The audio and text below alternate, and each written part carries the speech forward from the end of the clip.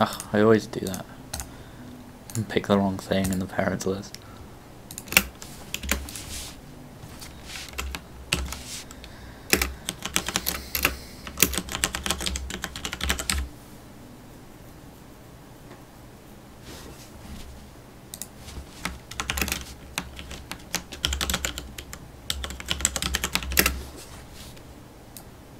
Actually.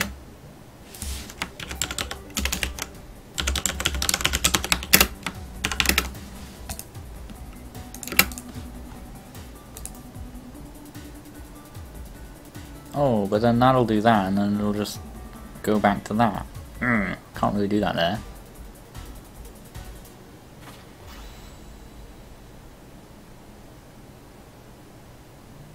Oh, what am I doing? What am I talking about? This is what I should friggin' do. Screw that.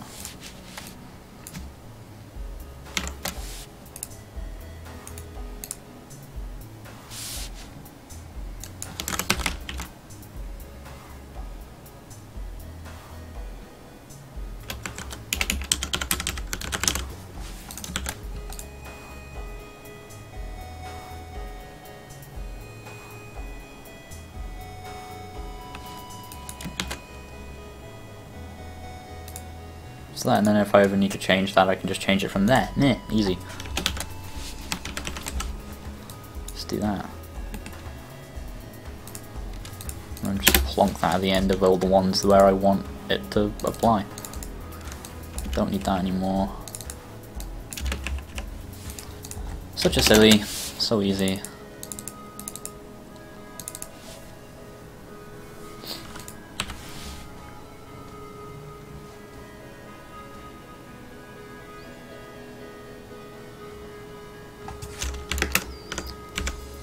No, that was anticlimactic.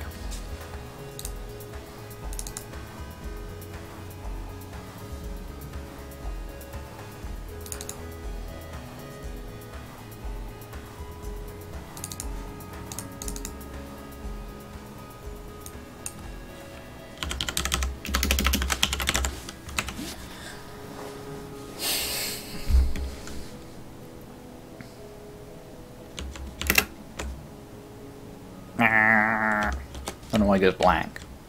Thought it would blend with red, but whatever.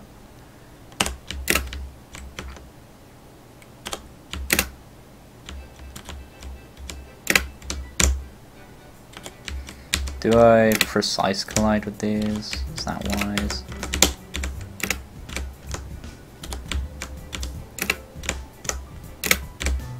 I might do, just for the sake of it.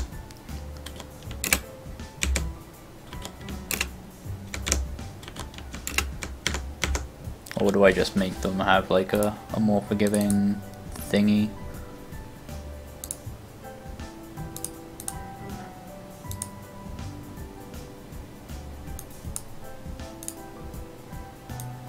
Like something like that, I don't know.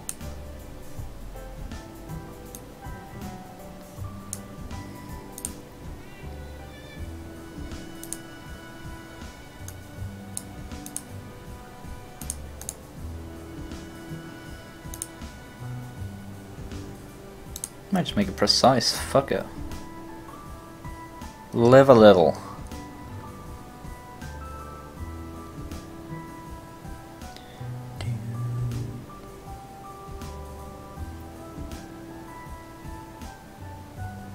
I'm gonna do that until I think of something better.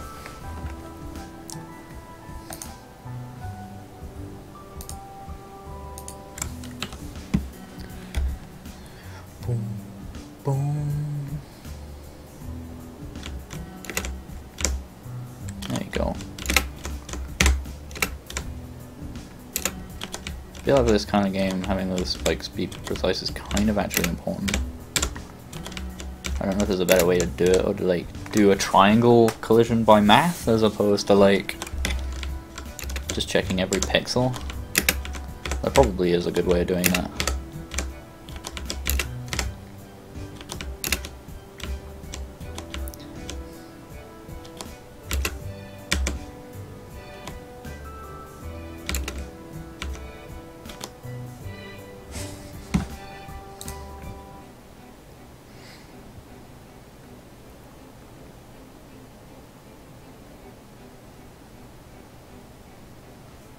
Oh, did you get your push things working?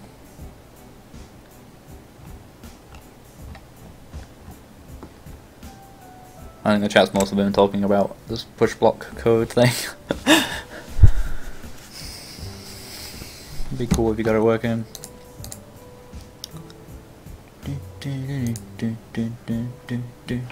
Shout out to this soundtrack as well. From an action platformer. Coincidentally enough, Dust Force.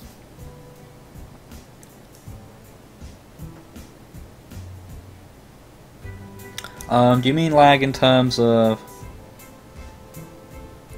like the Twitch delay, or do you mean like actual stuttering?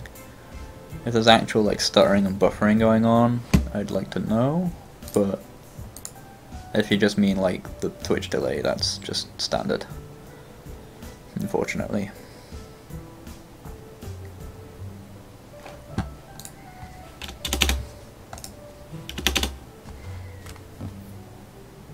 See, everyone wants me to upload this to YouTube, but I feel like watching it on YouTube is going to be a pain in the ass. Although at least you can skip over me just like staring into space and thinking, what the fuck, Dempsey? I'm not really a fan of giant chat ASCII art. Not gonna lie.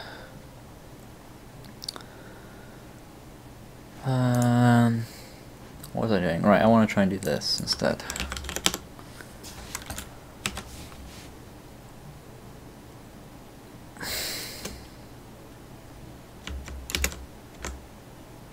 Oh, it didn't work.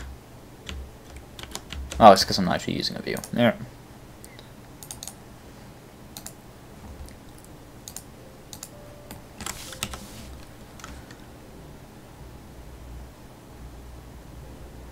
I don't know, but it's annoying me trying to read it, so I'm just gonna fucking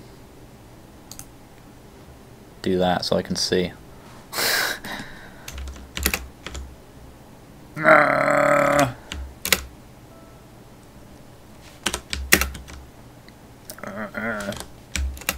Pretty sure you can show it again, even though it's been deleted.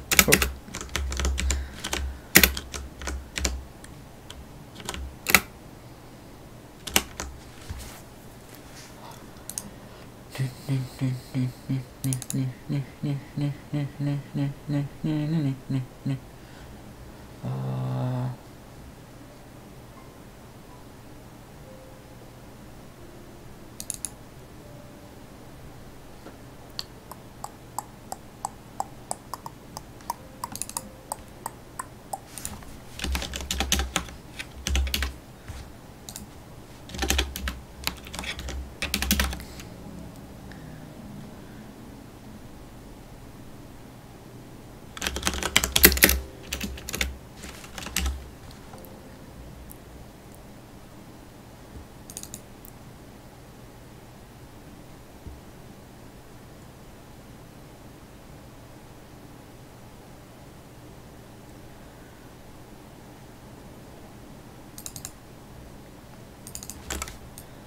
Equal 4.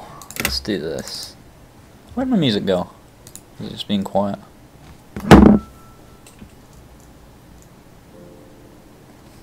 Maybe just quiet through my speakers, I don't know.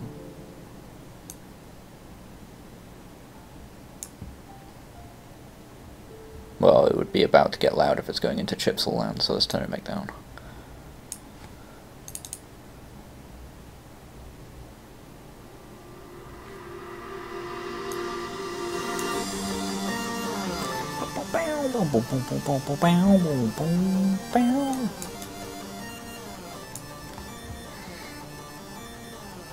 Yeah, I've seen some of this stuff. It looks really cool. I didn't really know about him before, but I just seen all that cool Link stuff he did on Twitter, where he just kept posting GIFs and they all looked amazing.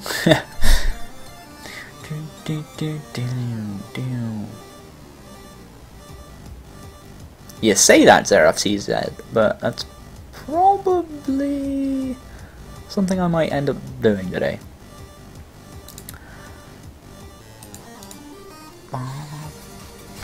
So yeah, I feel like I probably am kind of making a bit of a rage game. I feel like that's sort of the direction I'm probably leaning this in.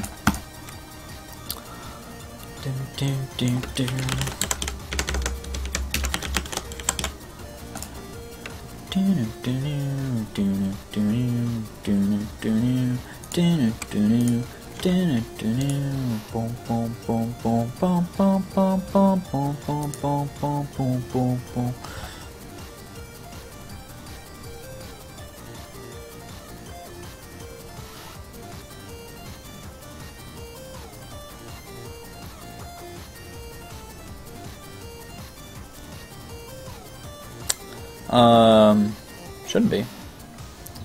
Although I think I'm supposed to mention that this is Chipsel's thing. I should.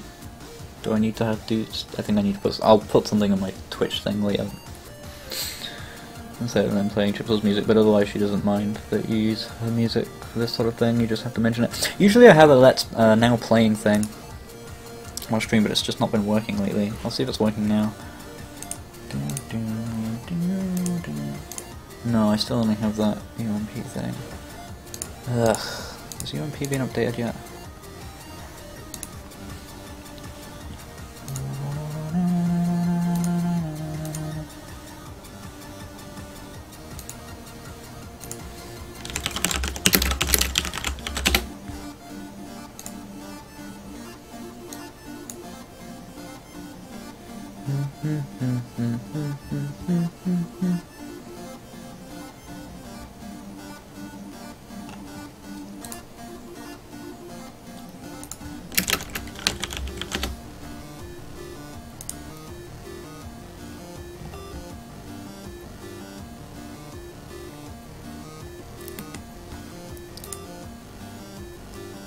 .2 3.0, what am I using?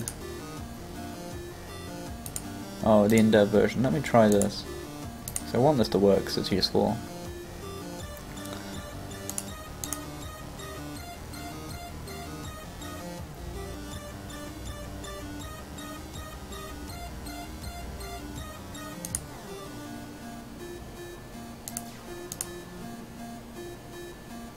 Okay, it's been installed. Whether or not it'll work without me resetting Firefox, I don't know.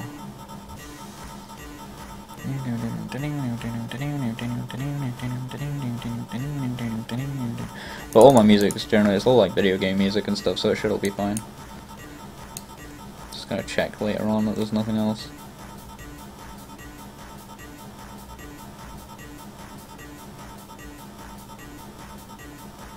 Should be fine, I think. But that's a good question.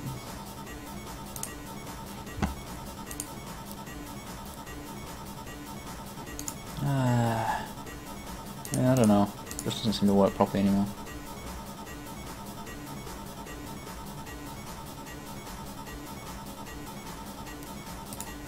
Change log.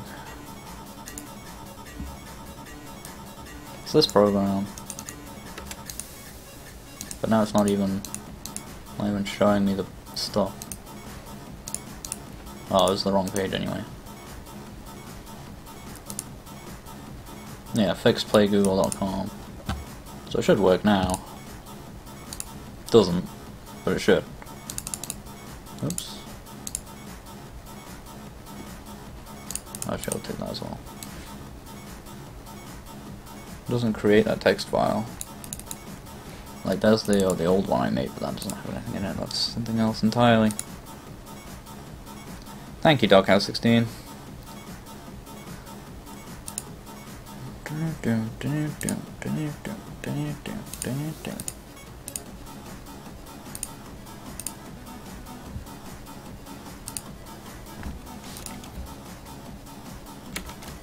Let me just close all the Firefox briefly,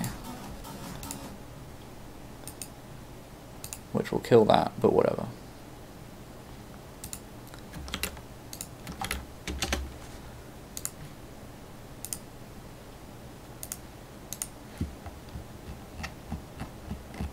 And start ourselves off somewhere down here.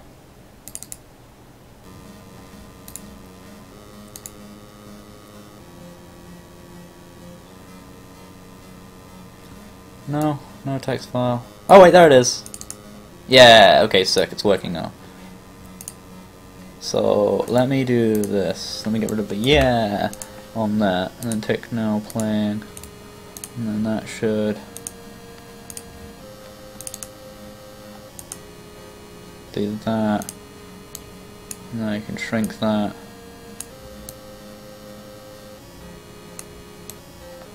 And hopefully position it okay.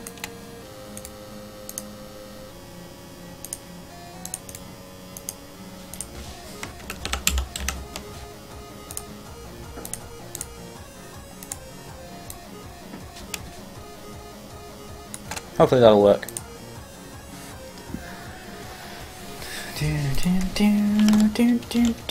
Now let me get my Twitch dashboard back up so I can read all the lovely chat.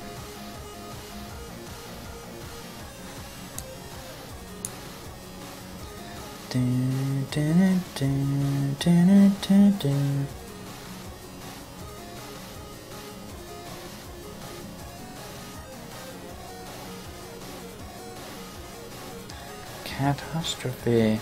This isn't the B stream. We're not doing puns today. I'll let you know when it's pun time. It's not pun time yet. Puns can only be done when permitted. Them's the rules. I've totally forgotten what I'm doing, so I'm gonna go get a drink while I remember. So, burraba. But since I'm gonna burraba, and I was just talking about puns, I may as well deploy the— oh no! No, I need to find the image again.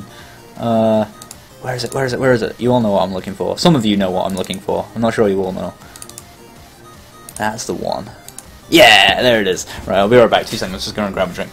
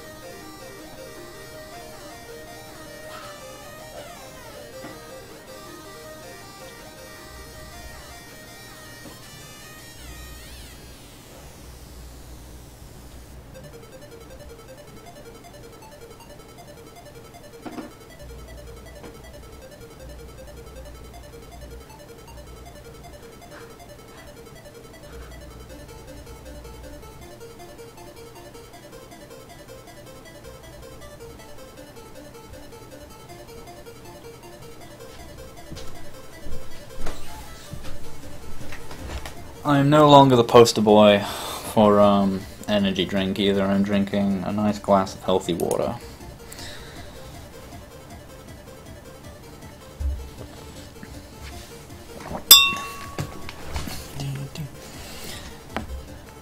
And my necklace just collided. My necklace just collided with it, which made an entertaining dong noise. No, guys, I know I put up the BRB screen, but it's still not pun time. This isn't the B stream. I'm sure it won't be the last B stream, but this is not the B stream.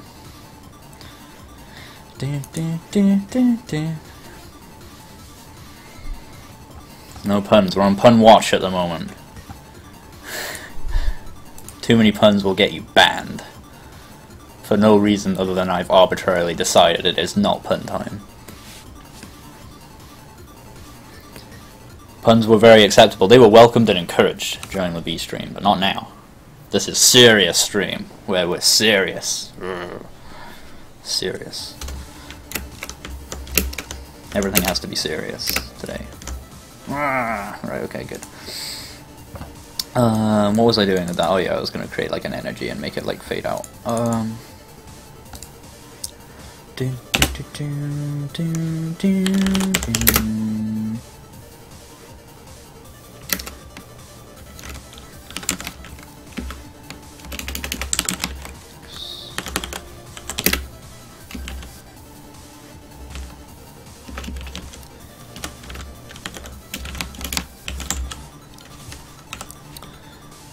Boom. Boom, boom, boom, boom.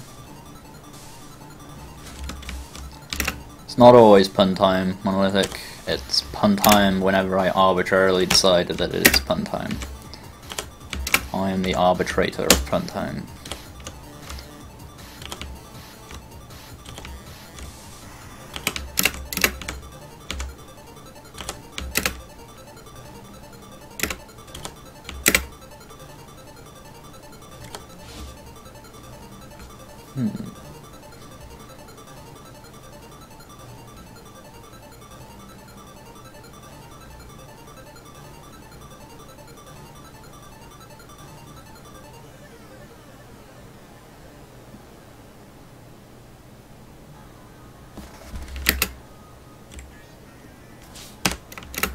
I feel like I should do some sort of crazy blood spray for that. But I think I'll think about that later when we're theming the artwork and stuff more so that it is designed to fit whatever we do.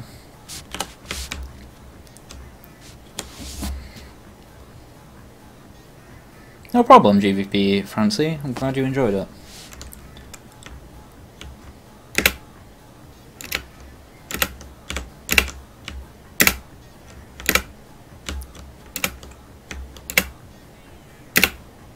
There's something too floaty about the top of that jump arc, and I don't know what it is.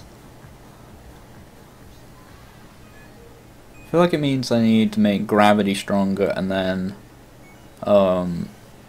jump speed stronger to compensate.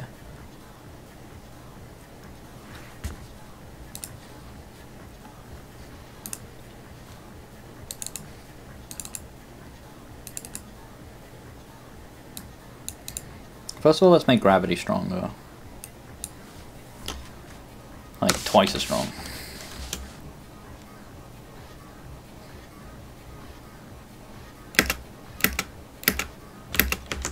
Okay, so the top of that feels less floaty. But I still want to be able to jump higher. So let's double the jump speed. That doesn't sound insane. Actually didn't. It worked out pretty alright.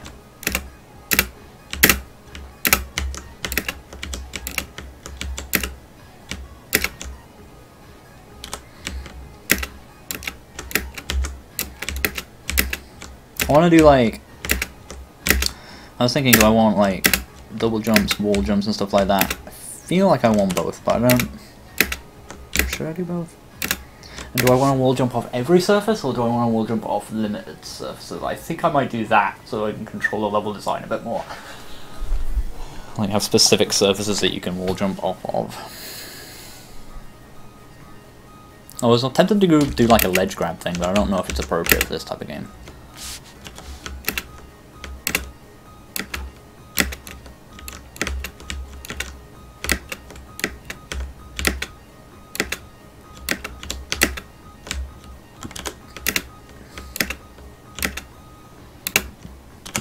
Maybe, though.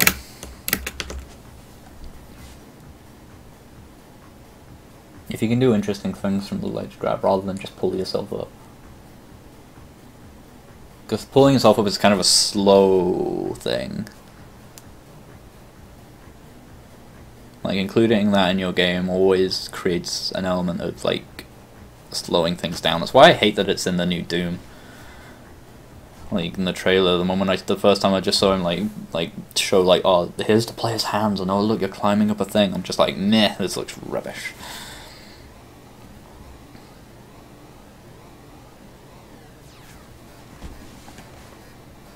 Even though the game feel of that by itself as a thing is nice.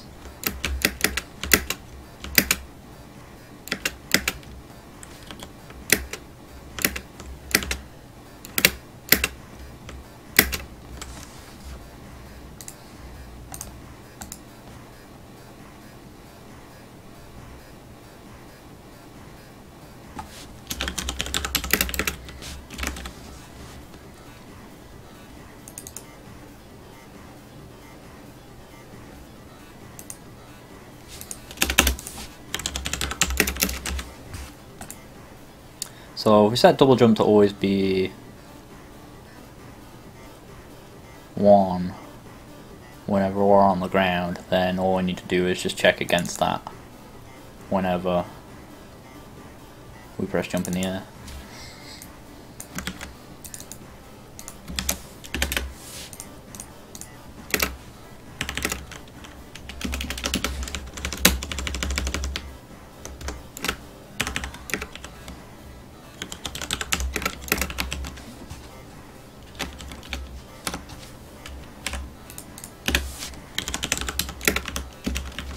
If I set that to minus equal 1, that means theoretically I could set any number of jumps just by changing that number around.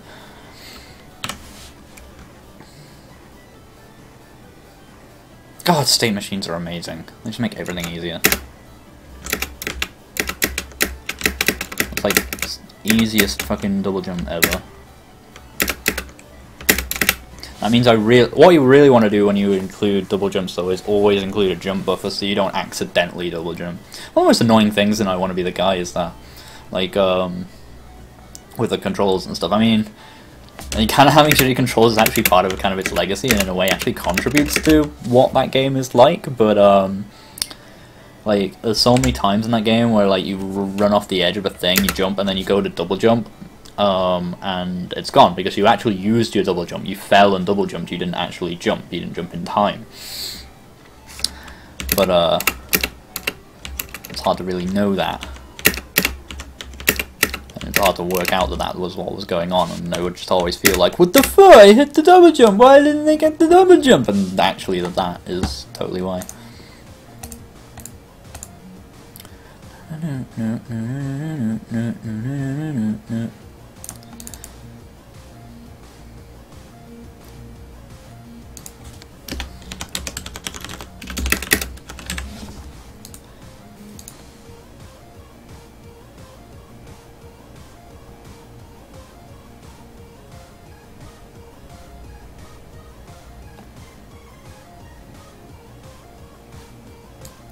Yeah, it's gonna give it a similar name.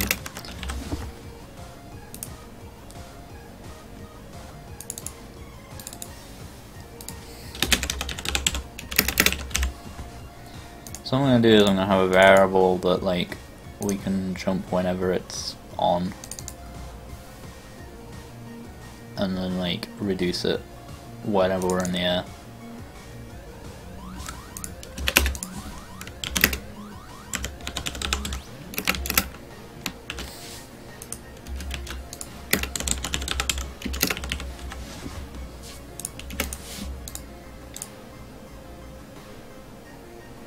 Oh yeah, I forget we have minus minus now, we don't need to do minus 1.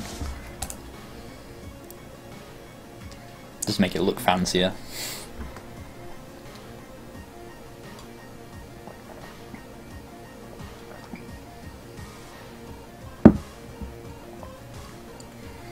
Man, you guys still trying to get this box push thing to work?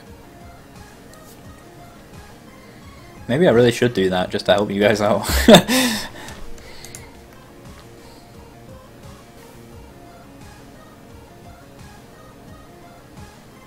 I might do, you know. Because, I mean, this isn't necessarily about me creating an entirely super cohesive, amazing game, as much as it is creating something that will be useful for you guys when I release the source code. So I might try and include things that are seemingly a bit random or out of place, but, like, might just be useful for someone trying to do that same mechanic.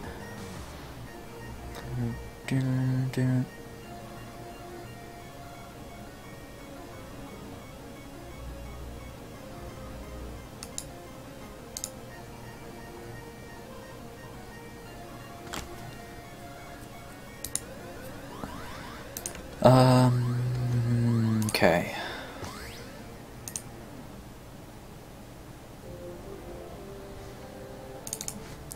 So now instead of how I do jumps already,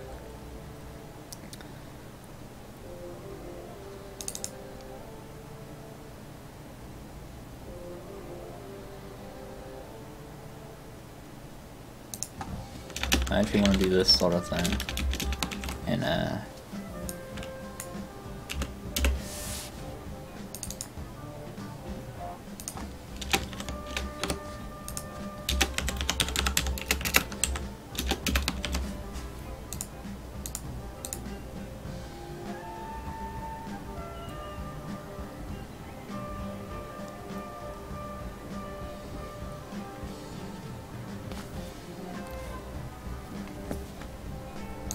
in ground, I want to do... I mean, sorry, I want to do if.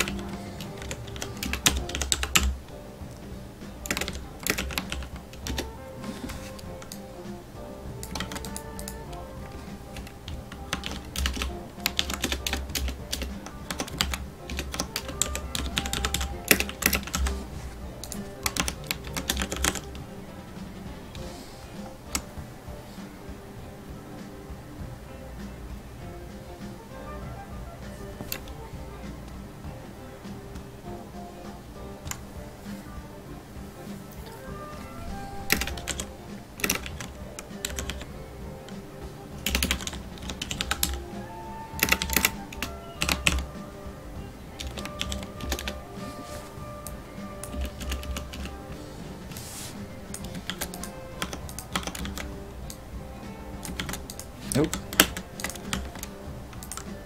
D-jump, I can put a different speed in for that as well. Would be interesting.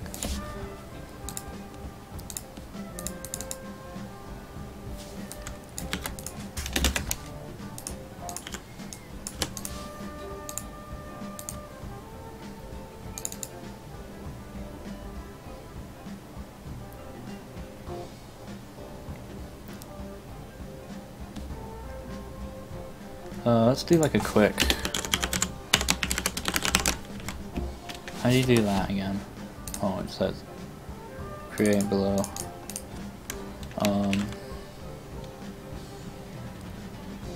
I don't remember how this works. I only really use it for debugging. Yeah, EF smoke, sure.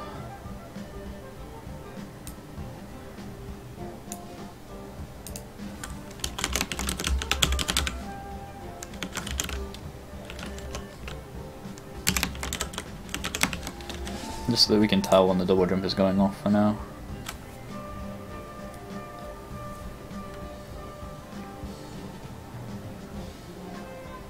That should work, I think.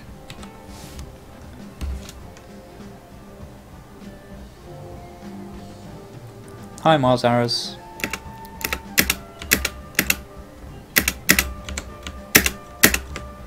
Cool, I've got like a 10 frame buffer where you can still do a normal jump.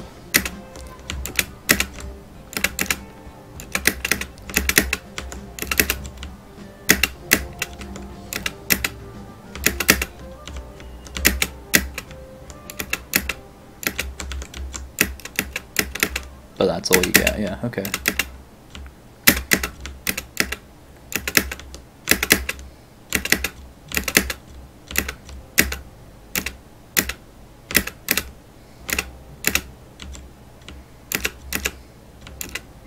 Probably is going to be something I do, Gamer. But probably on specific walls, rather than just everywhere. I can put you into like a wall slide state. Oh yeah, sorry, it is like right next to my my microphone. I'll try and move that. There you go. Yeah, I recommend another perspective, even though it's not on sale.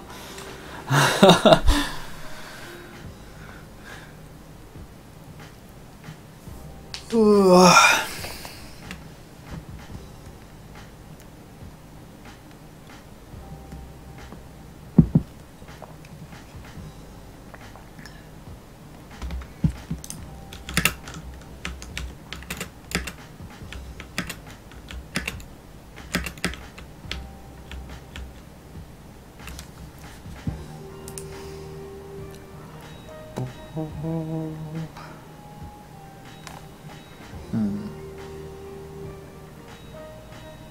I could upload the source code after every stream.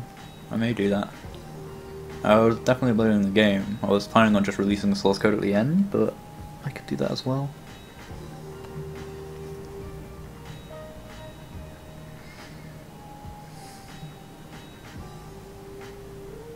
How much time did I use? I've been streaming since 11, like 4 hours. I don't know. But I'm coding kind of slowly. Like I'm not in a massive rush.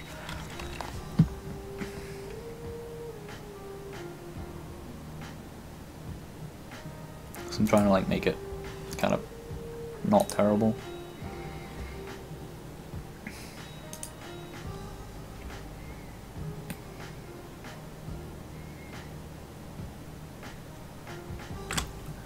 could probably do like a checkpoint system if I'm gonna make this game like thingy. Also shooting, I guess I should probably do. Yeah, I think I should probably just work around the premise of like an I want to be the guy clone or something like that. And just see where we can go from there.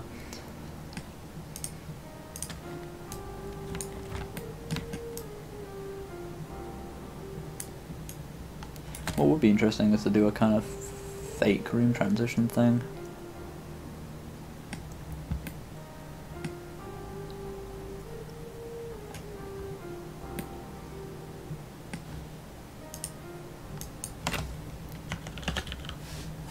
Like this.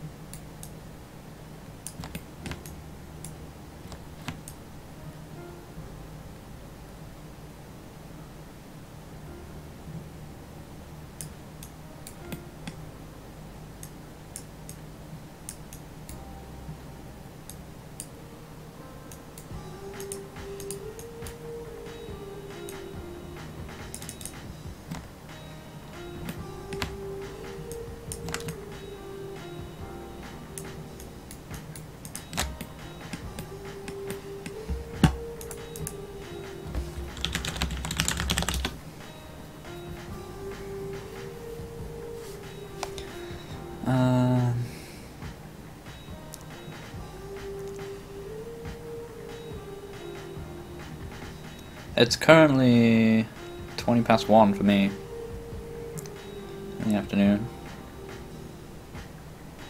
Maybe GVP Frenzy. I want to include as much of that kind of thing as I can. Like as many sort of little finishing touch type things, just to sort of showcase how it's all done. What was I going to do now? Yeah, camera.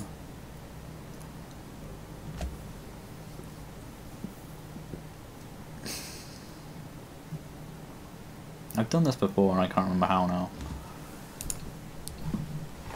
The thing that I wanted to do.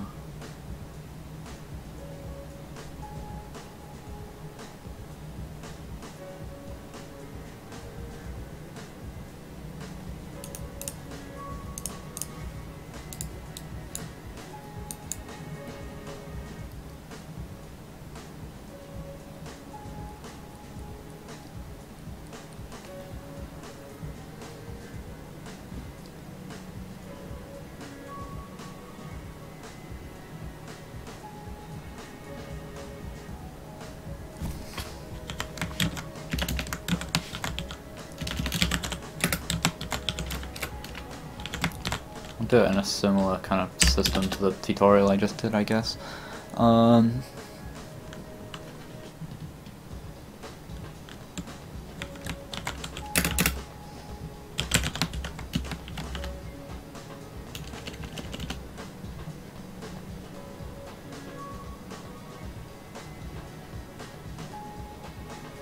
How does modulus work again? I always forget. I know it's kind of the sort of thing I want, but usually the remainder of a division. Oh, that's not what I want. Div is what I want. The amount of value can be divided into in whole numbers with no remainders. Yes.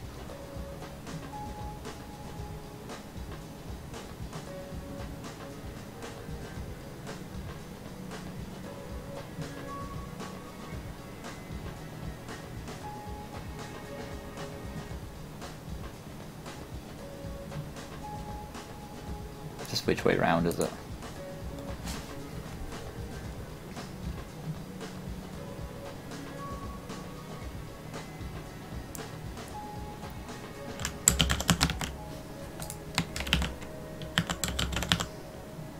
View 0 div player.x think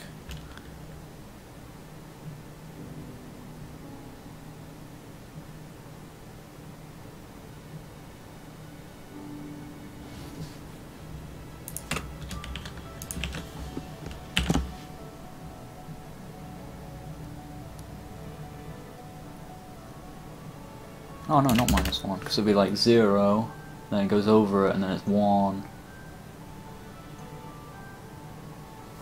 Wait, what?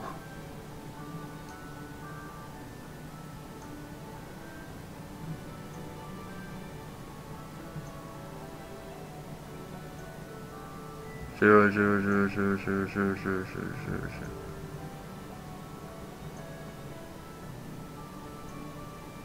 One, two. Yeah, I think this is right. Maths is hard.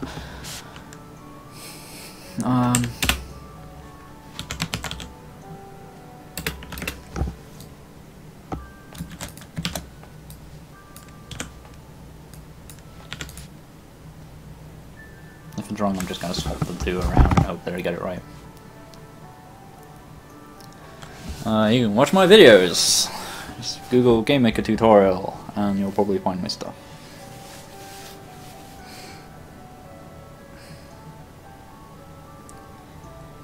Coding is not super difficult.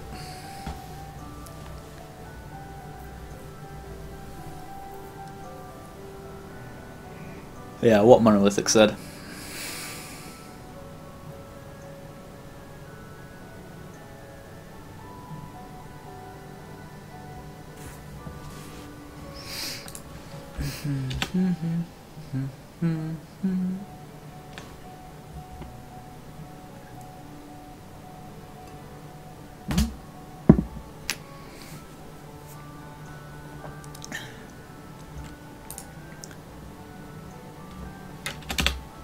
Then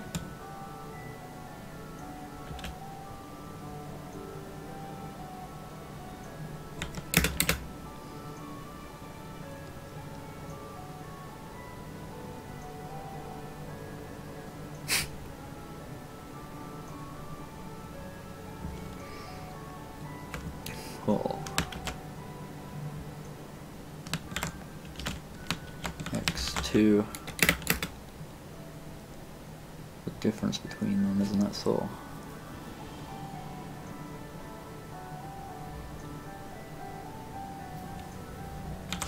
X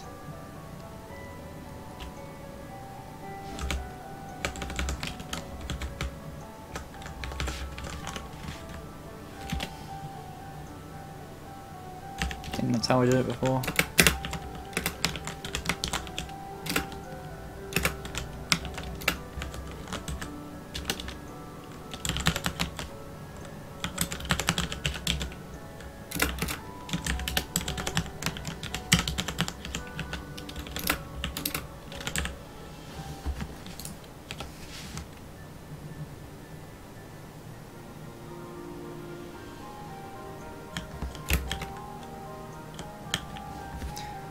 Oh look, I didn't put it in the room.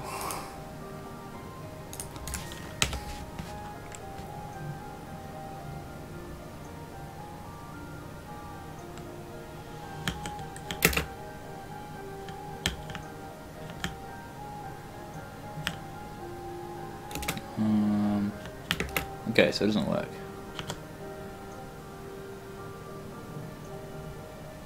I think that maybe it wanted to work.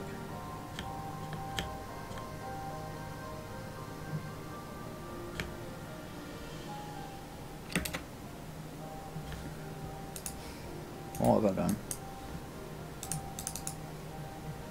Oh, wrong one.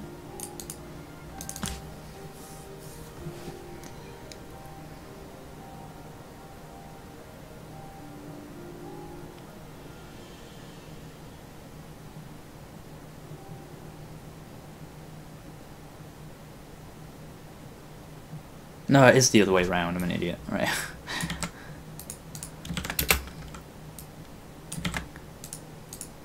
Let's just try that one, because I know the other one works.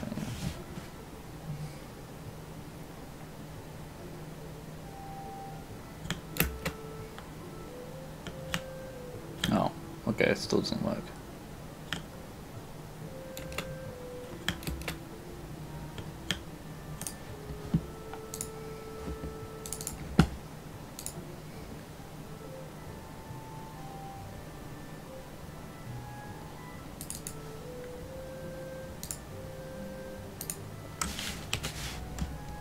should be like top left. Yeah.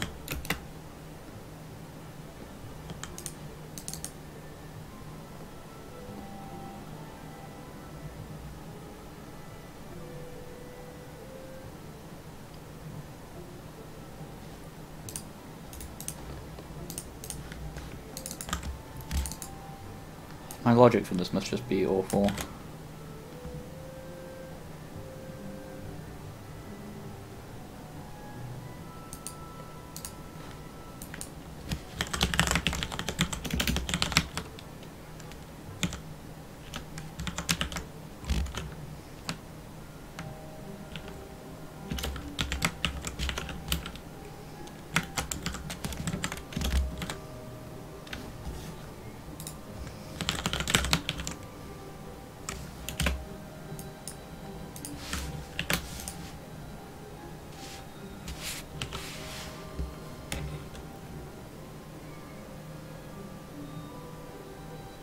Zero.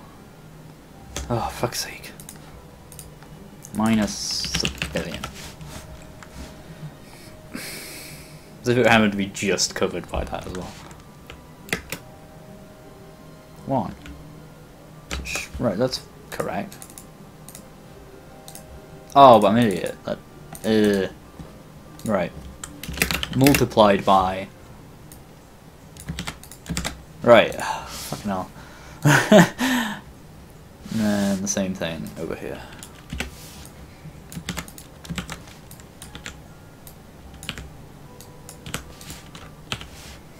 Now it should work.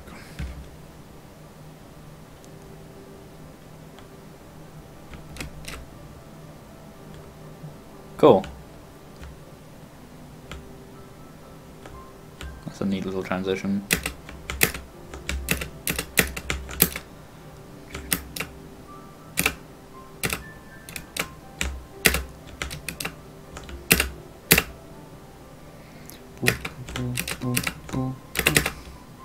When did, like, UK thug speak become, like, an internet meme?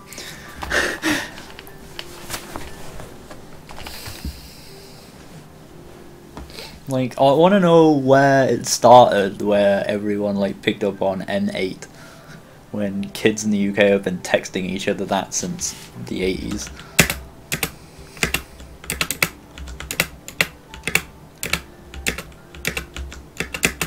Or the 90s, or whenever phones started becoming text became a thing, I don't remember.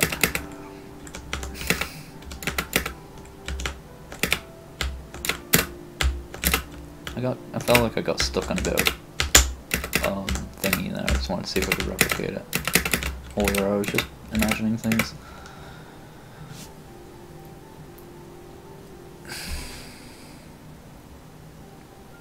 Yeah, gamer. Like, it is by the player position by the view in whole numbers using div, which gives me 0 when I'm in here. You can still see the number in the top left, like 0 when I'm in here, and then 1 when I'm in here, then multiply that by the width of the view to give you the coordinate where the view should, like, want to be, and then I just interpolate my way to wherever that is. It'd work if I went down as well, although I don't think I have a way of escaping the room. Oh, maybe I do. Like if I come out here, oop, goes down, and it'll keep going down. Looks like I'm bouncing, but actually I'm just falling forever. It did get stuck on the wall. Interesting, I'm not sure why that would happen.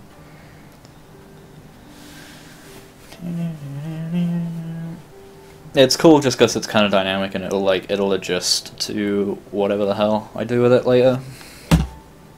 In theory.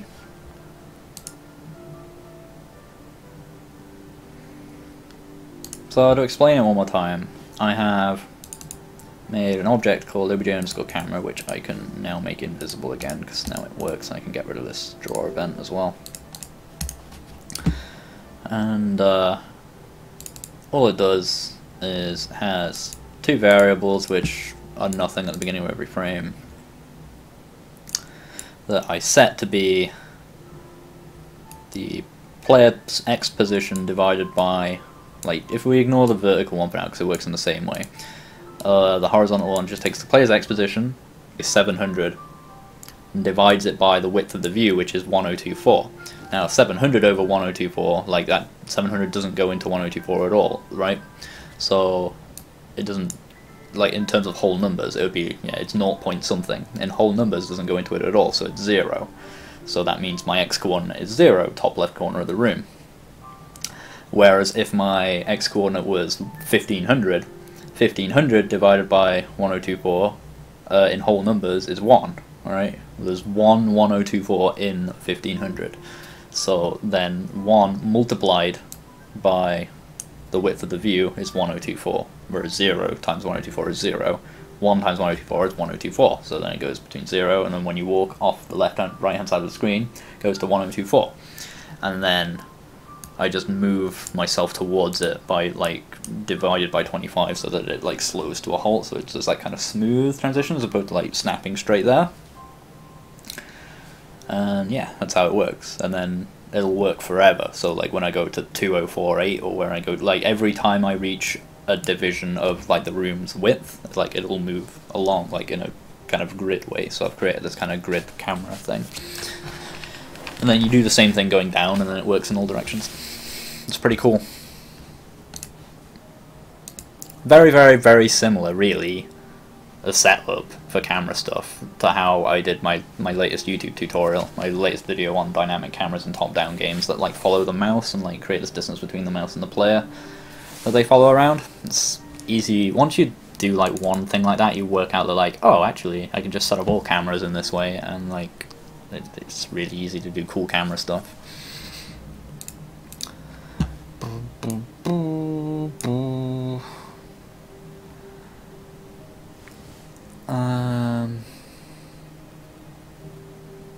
Yeah, you can.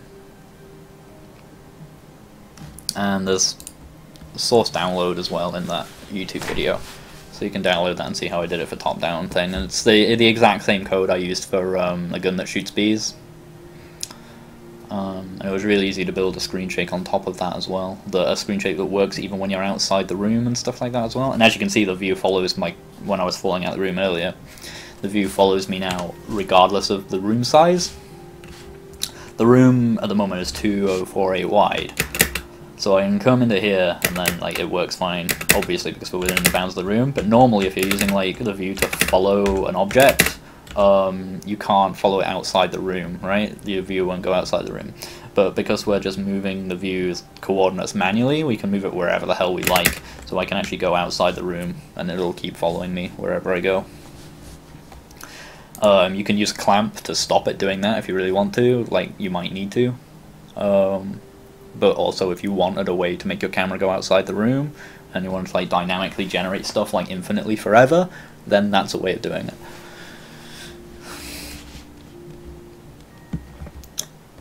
So that's a camera. What should I do now? I don't even know. What was I gonna do? I was gonna do checkpoints. I feel like that could be a meaningful thing. But I don't know if that's how I'm going to want the game to work. I think if I'm having all these spike things everywhere, it's probably wise to do it that way.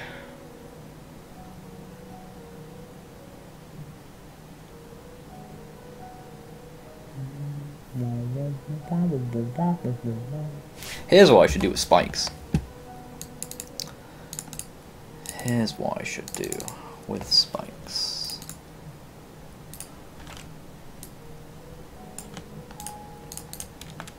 Oh, oops. That's not what I should do with spikes.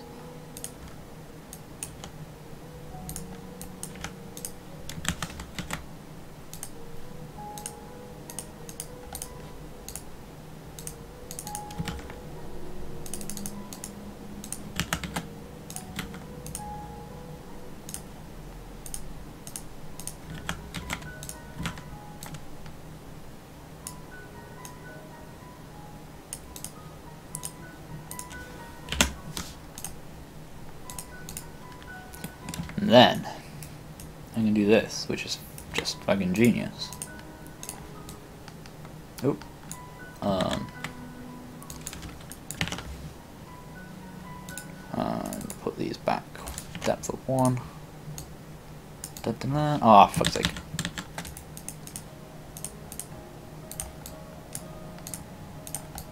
There we go.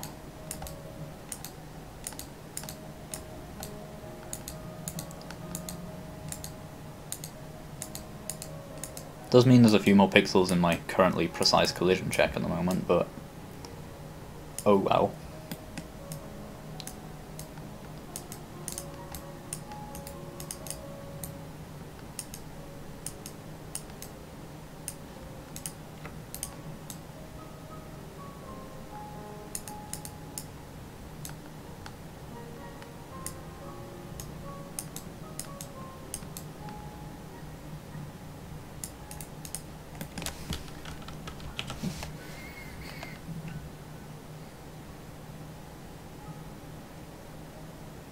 I don't think this game's gonna have lives. FCZ.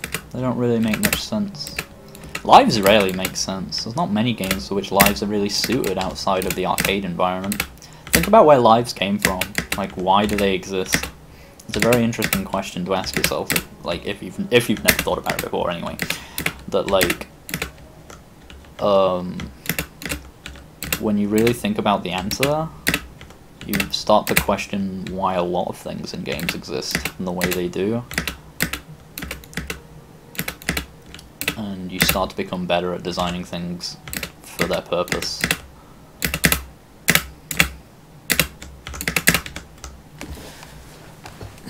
It's not because Nintendo loves lives.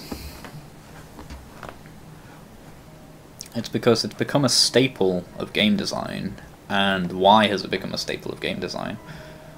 It's because it was just kind of a commercial interest. Like, you have lives because originally the way you played games was you went to an arcade, and you put in money into the machine.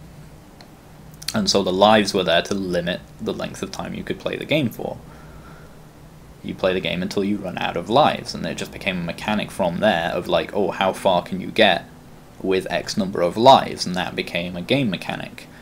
And it became a much loved and much used game mechanic because how useful it was to accomplish that simple goal in the arcade. But lives persevered and existed beyond the arcade because they became the norm. They became the norm of what games are, right? And to everyone, when they thought they're making a game, lives like jumps out of them as a standard thing, right?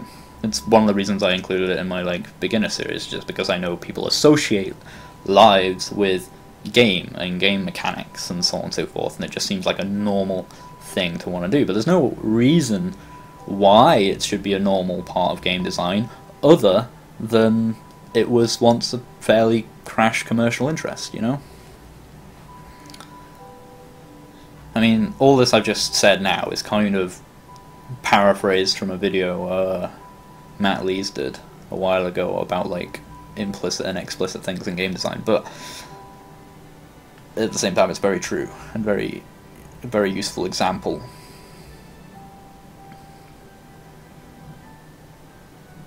And they persevere in things like Mario and stuff like that today because they're a trope. Right? Because they're expected to exist. And if you were to suddenly take away lives, there would be a lot of people who get really mad and angry and confused for no reason.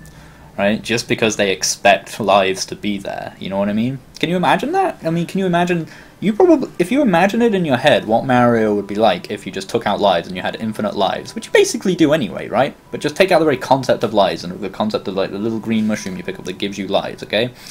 I bet... even though that kind of makes sense and would be like a reasonable design decision, I bet for a lot of you that idea just feels a little bit uncomfortable, and it's because it just contradicts what you expect as like normal in a Mario game or in game design in general, and like it just feels a little icky and feels a little wrong, and like that's why they don't do it, you know? That's why they keep things the same. In that specific franchise, anyway. If they were to make a new platformer and like take out lives or whatever, then they're fine.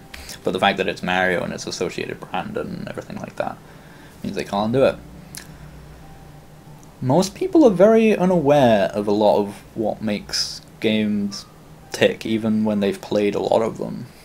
You have to learn how to play games like a game designer in order to see why things like work the way they do. And most gamers think they're very good at that, and they're probably less good at it than they think they are.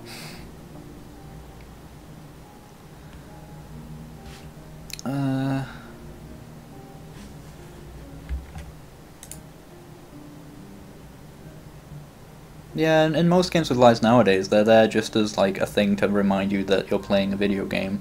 And they're not. It's a psychological thing. It's not actually a very meaningful mechanic in any way. Not nowadays.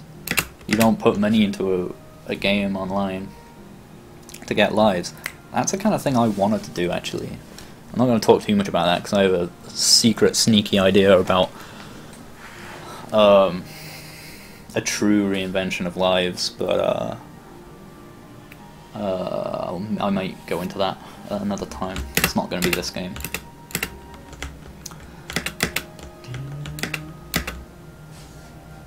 Like, I think there's a game called like 1,000 Lives or something like that, or that, like, where you can like you have 1,000 lives or whatever to finish this really hard game, which is pretty cool. That's actually giving some sort of relevant meaning to lives again.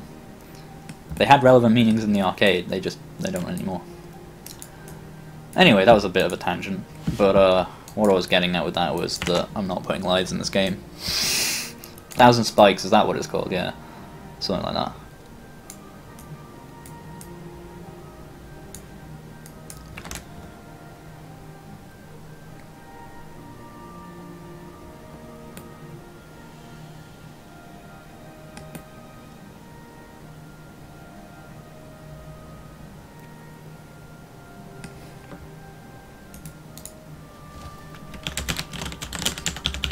Every now and again I may just go on tangents about game design and not actually do any work on the game, because that's just kind of who I am. So be prepared for that.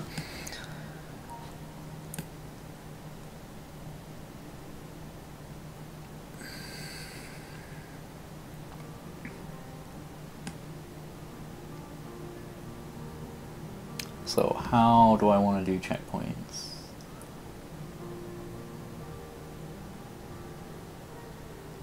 You always have to be careful sometimes when people are on the...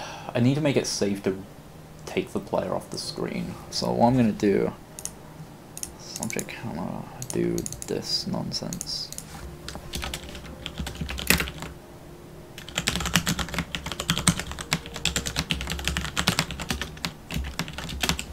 Like, I always think it's worth doing stuff like that, so that I can get rid of the player and not have that matter.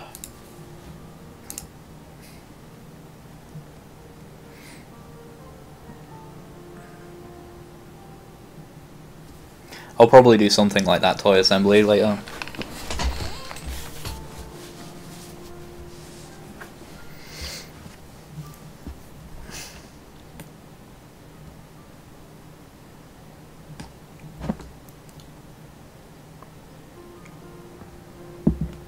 What time is it? Nearly 2. I'm going to get my phone quickly and set up like an alarm. Oh, I've been missing text messages.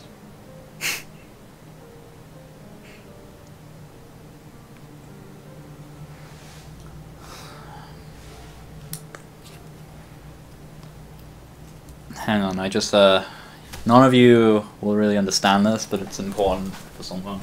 So, I'm going to quickly take a break to kind of make my bed look less ridiculous, which I don't care about in the slightest, but there's a person watching the stream who gets very mad at me when I don't make my bed. It's not really even made now, really, it just looks a bit less terrible, but hopefully that will satisfy that person. What else was I going to do? You're right, I was going to set an alarm so that I don't forget to eat. Because otherwise I will forget to eat, and forgetting to eat is bad. Don't forget to eat, kids. It's not good. 3. Yeah, that works. Okay.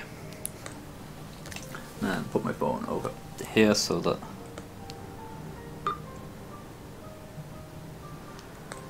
you guys hopefully don't get weird phone mic feedback nonsense.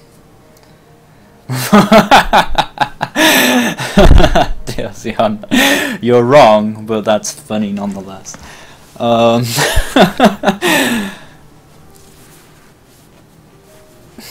Oh, sorry, Toyline Assembly. It's not my mum. But it's very it's entertaining to me that you think it is.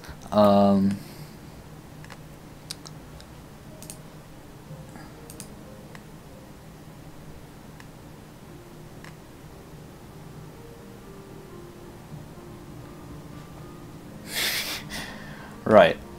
Checkpoints. Here's what we gon' do. I'm just gonna do them, make them look like the ones I did for thingy. For now, anyway.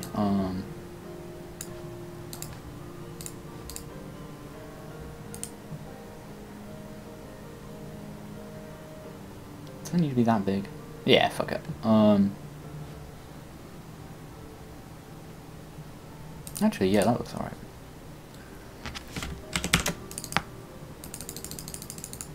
Like 2 frames. So like an on frame and an off frame for my checkpoint.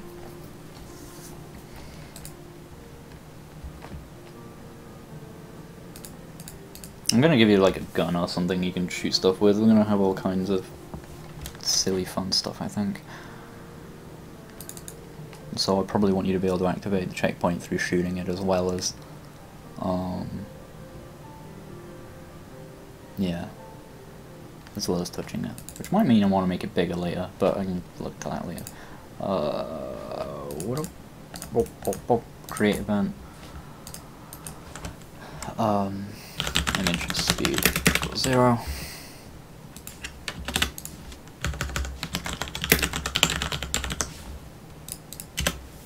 Just remember to keep doing those and things. Like, I'm just gonna go through them now and make sure I've set it up.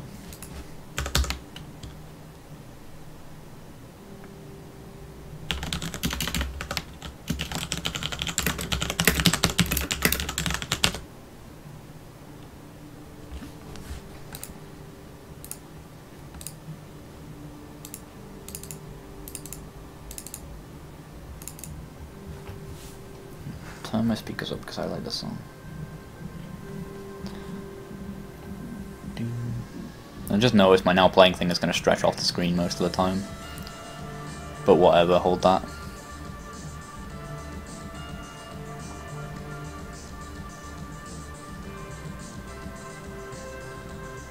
What about a gun that shoots bees? What did I'm not sure what that was in reference to. I'm probably just forgetting something I said.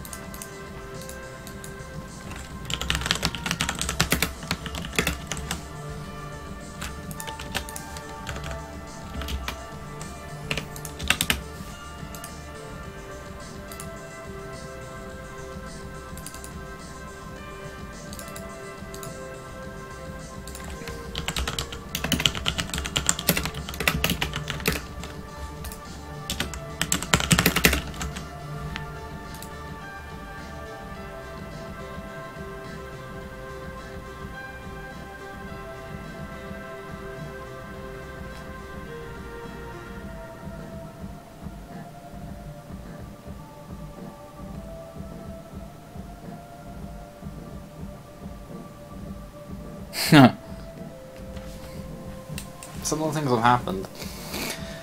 It's like, I know I want to be the Boshi does a lot of that stuff, where like, because it remembers the exact position where you saved.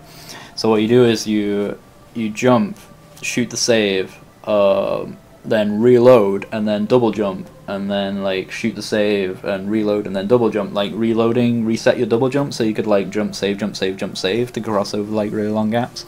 It was like an intended mechanic. It was pretty cool. I haven't actually played Boshi, but I've seen a lot of it. I want to play Boshi at some point, definitely. I feel like this game's going to be kind of similar.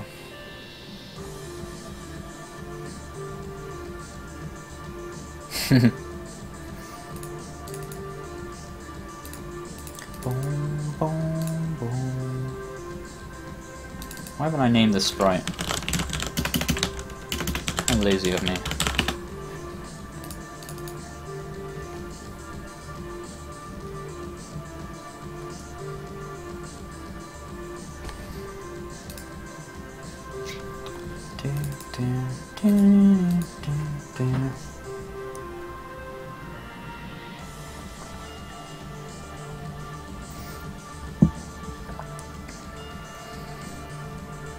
It's not that hard. Well, okay, yeah, it's pretty hard.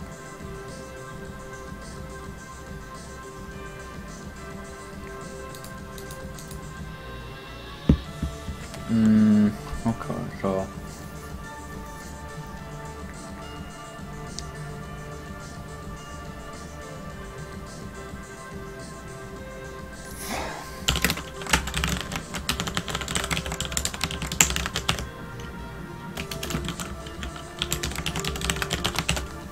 I'm not going to bother rounding it in that one because it's not important.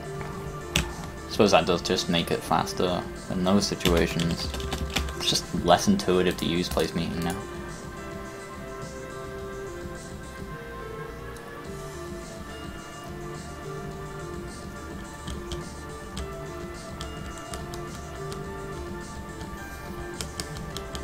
I could probably do some sort of faster collision check myself if I really wanted to. I don't know how it works when it uses the bounding box. Maybe it's just kind of fast anyway.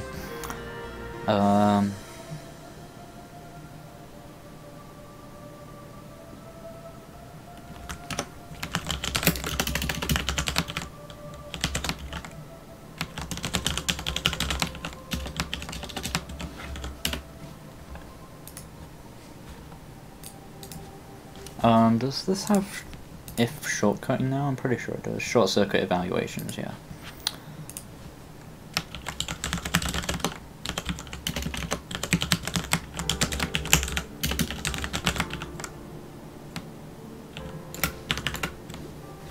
Like, something with if statements, right? I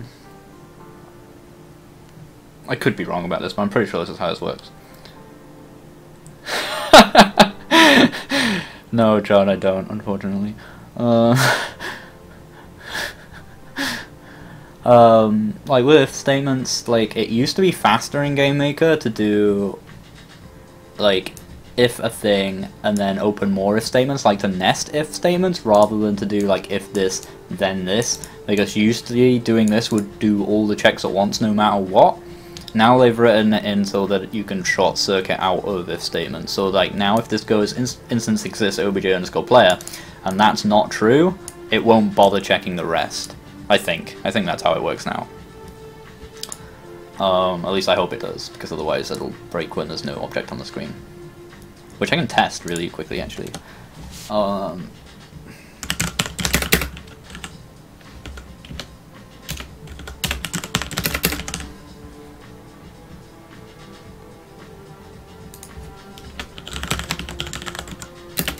Why do I don't even need an active flag. I can just use image index as the active flag.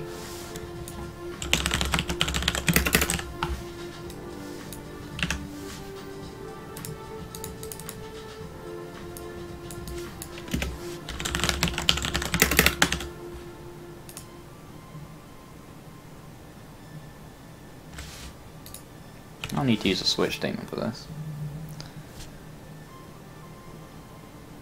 It's awesome to hear, Vanilla. No problem.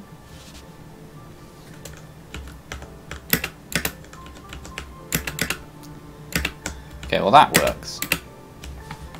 I just want to see if those break now, just to make sure my understanding of this is correct.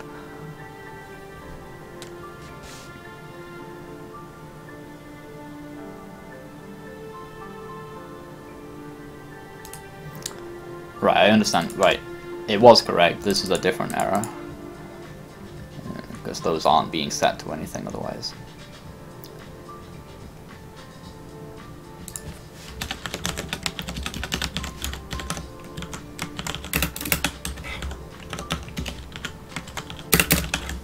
That's fine though.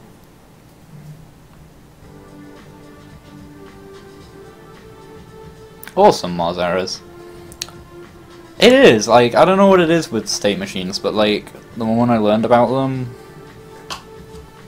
or learned about it as like a concept, coding stuff with it became super fun because it was just like, so much easier all of a sudden to do everything. Alright, good.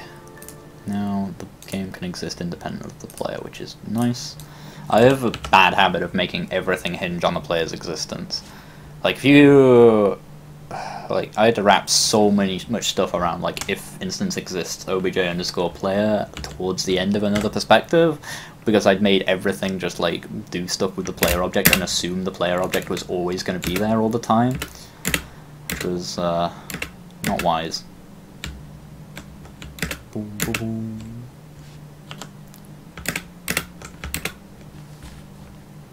I should put the camera really like up here to begin with.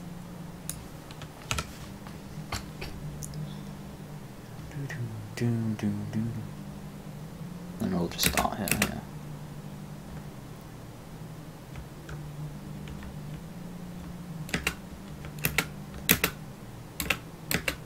I could probably write something to get rid of that last little bit of when it gets like really close. Because technically the camera never reaches its destination, because it moves towards it at a rate of the difference between where it is and where it wants to be, divided by 25. So really it's always moving at a fraction of like that difference and never actually fully gets there, but eventually that difference becomes so small that you're basically there. I could write something in to make it so it does actually get there when it gets really small, but for now it's not really a big deal.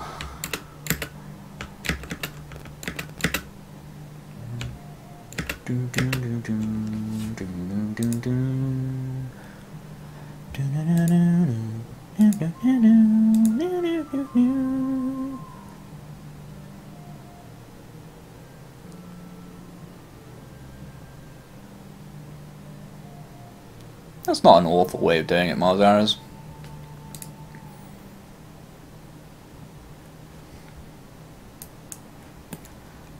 Just using the idea of states in the first place is good.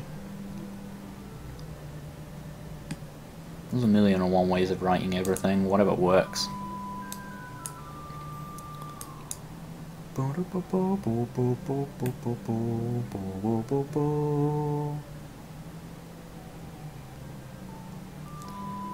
Right, so now I need to modify the whole dying thing. Boom, boom, boom, boom.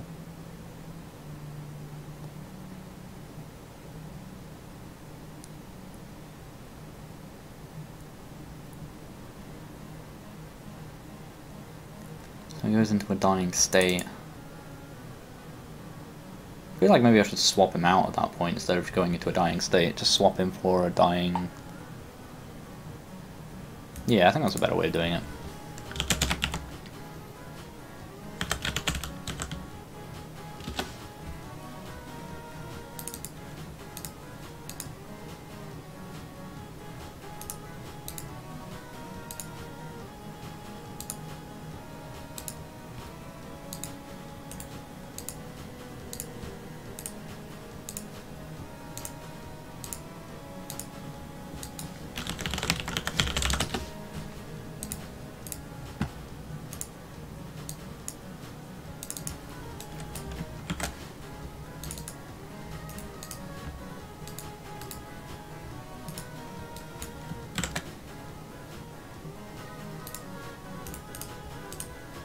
And yeah, this is all a lot more self-contained, it's a bit better.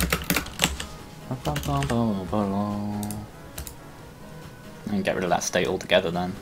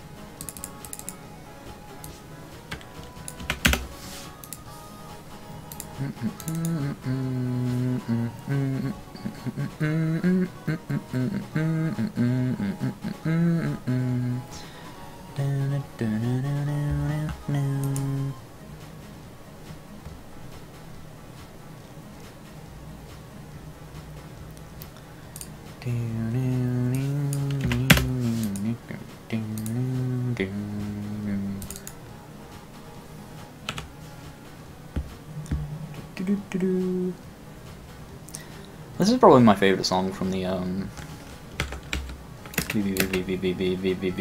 soundtrack. Like, a lot of people like Positive Force, but I mean, this is basically like the same thing, but it's like 3 minutes of just build up and payoffs, and it's just, I don't know.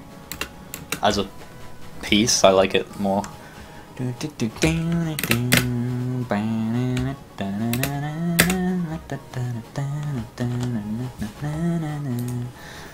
then I can recreate the player right away when this happens.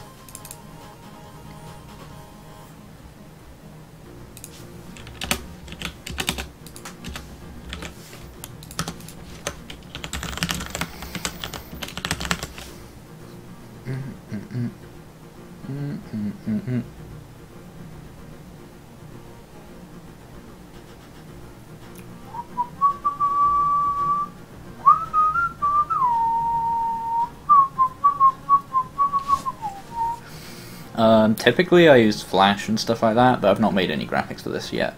I've just been using whatever the GameMaker sprite thing is to just make stuff that looks indicative of what it is.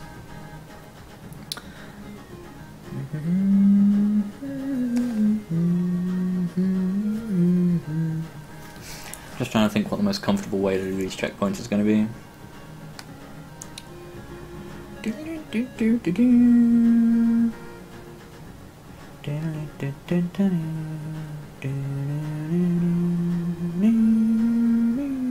Oh, that song didn't do what I thought it was going to do.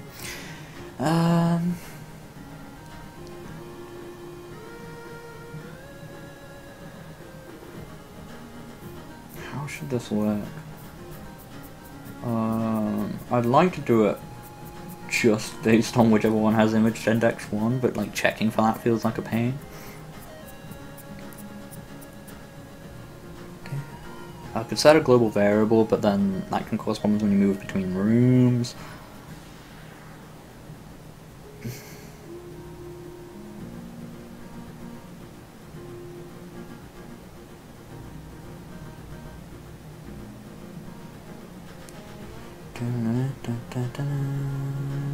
I know what I'll do.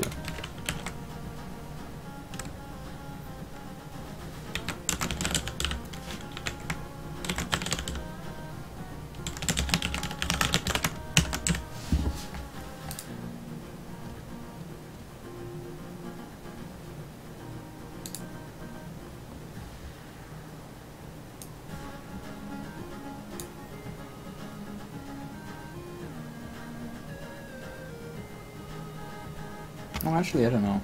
Is this even a good idea?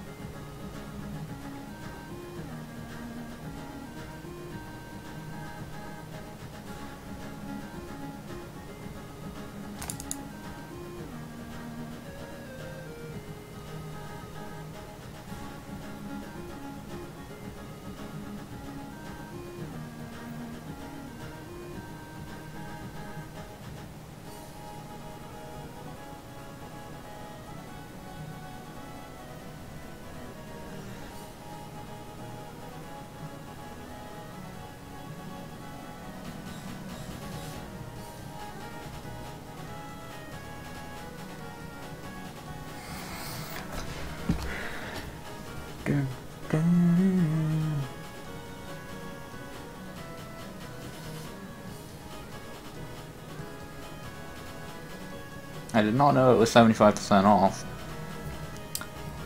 I doubt I will ever do an RPG Maker video. Maybe though, I don't know.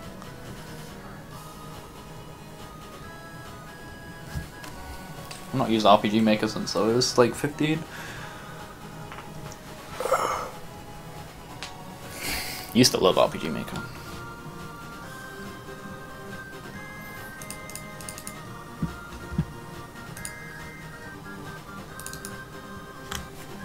Because it used to round automatically at Gamer.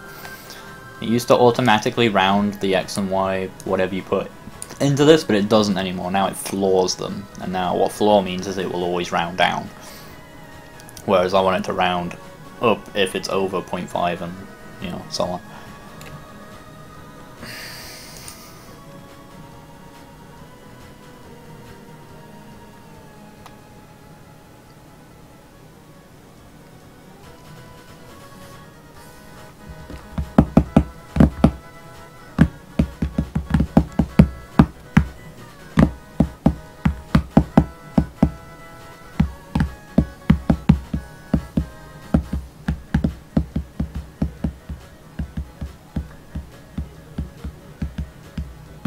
Can't remember what run. Pretty sure which event order.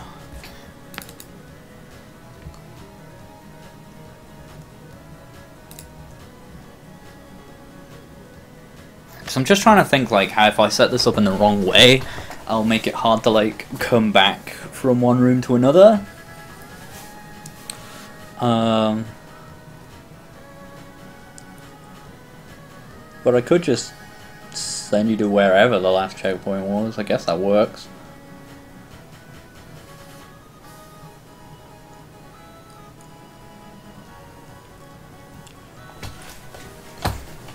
If I just use X and Y at Gamer, they'll get floored instead of rounded. Which I don't want. I want them to be rounded. Because otherwise, if you collided something like, if your X coordinate is 140.9, that'll get treated as 140 rather than treated as 141. If you don't round them.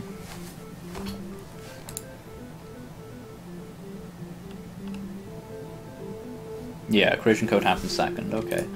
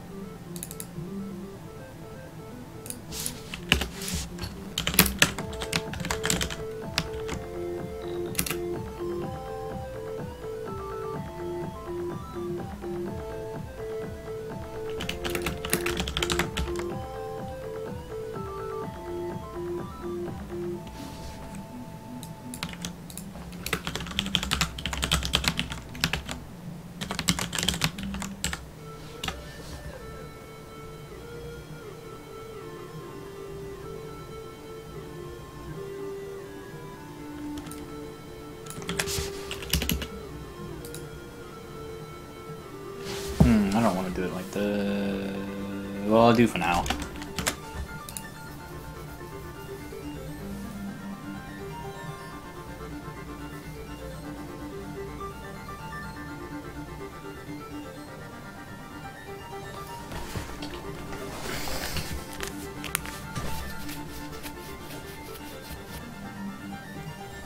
And think more about that later, as long as it's functional for now.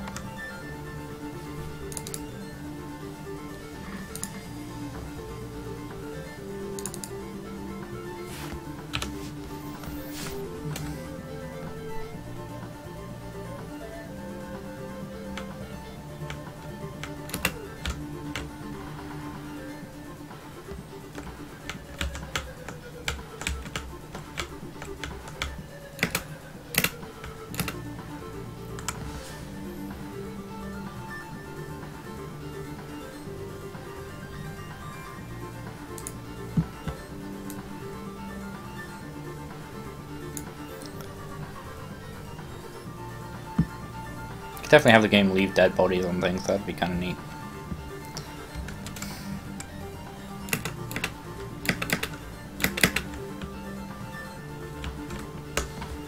Ooh. Right, okay, so those need to be lifted up a bit higher than that in general.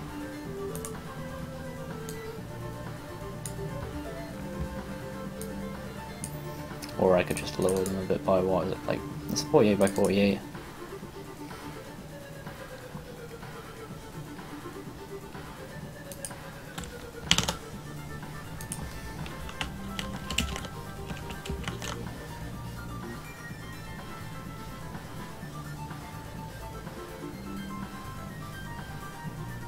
Oh wait, no, that doesn't change anything.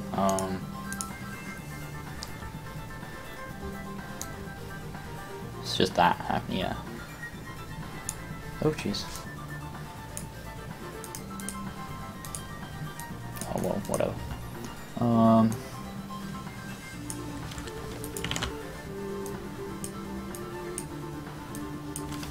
Should work, right?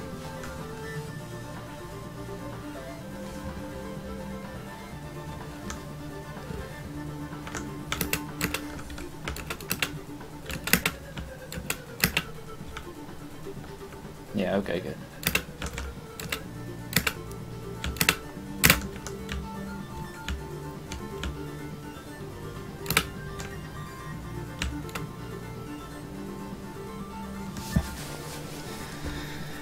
Okay.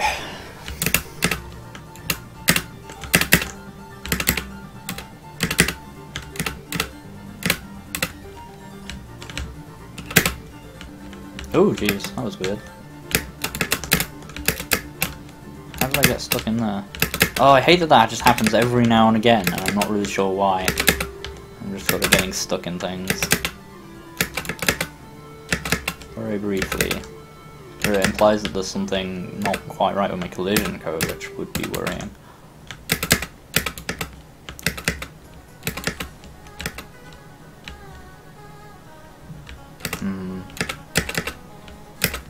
It seems mostly okay, so whatever, I guess. I like the, from here you can do like a, that movement, I mean that's cool. Only from the right hand side, but like you can like stay really like fixed in the middle. Which means if I do something like this,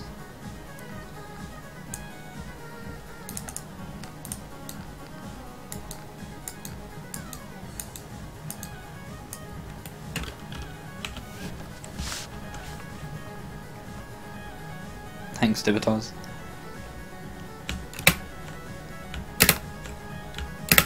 It's just about possible.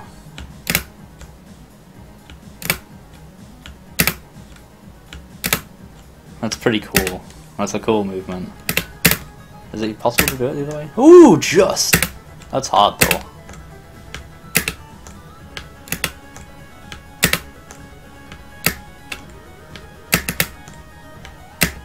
That's like almost frame perfect.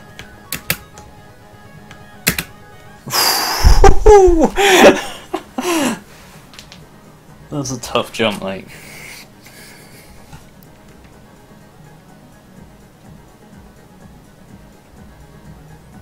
Let's do some stuff.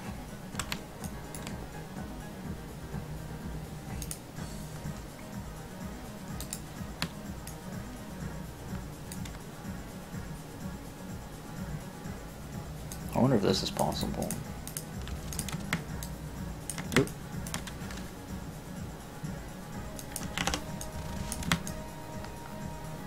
Maybe, I don't know, but I kind of like it at the moment.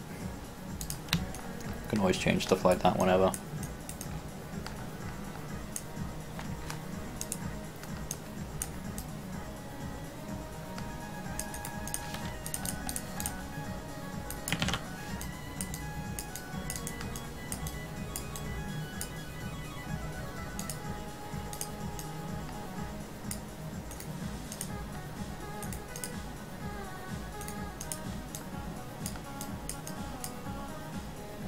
I don't know if that can be done.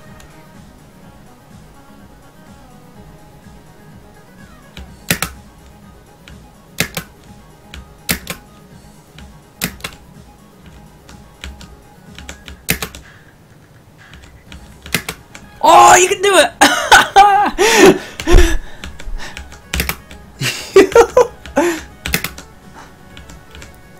Oh, I'm gonna have fun with this. This is definitely the direction we're taking this game. I've never really, like... This has always been, like, the crack I wanted to make and never really bothered making.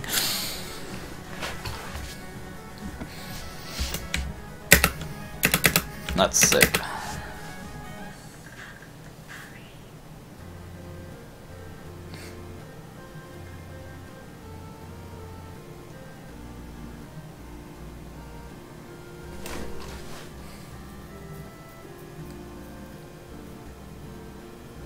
Is it possible to make it so when you die, your sprite stays there and your new sprite can hop on the other one to get across? Yeah.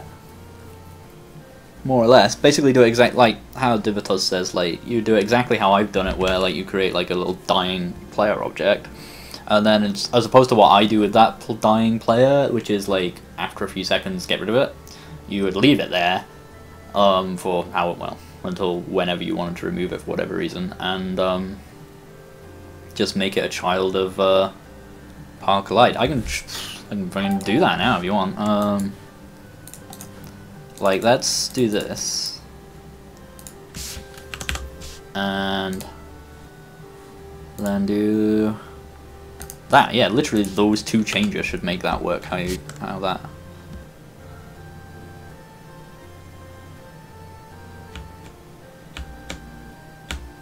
Hey, look, it's pretty cool. Oh, we made that like impossible. And then they act as like little platforms. Eventually like building a little tunnel.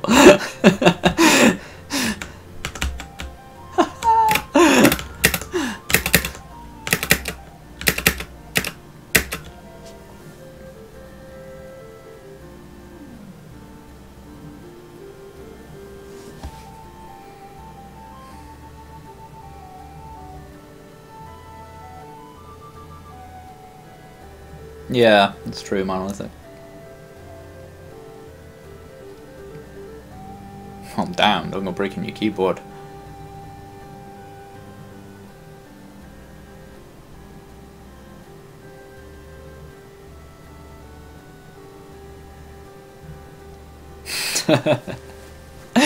It's basically the thing, monolithic. It is with these sorts of games, because at the end of the day, like in like Super Meat Boy or a thing like this, anything that goes wrong is technically your fault. Like, it's not RNG.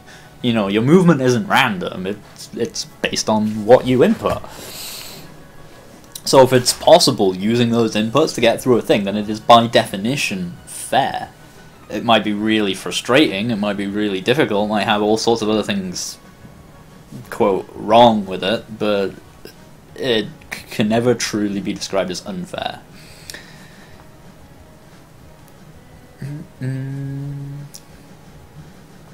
You could argue things were unfair if they really push beyond like human limitations or whatever and expect you to one frame react to things or whatever, but like, I don't know.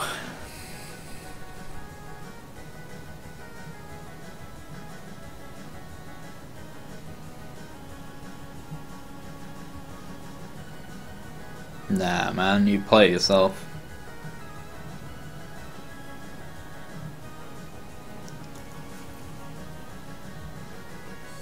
They definitely would have made an AI for Super Meat Boy. Like, Super Meat Boy, Edmund will have rinsed that game. Like, he will have But he's probably played that game more than anyone else has.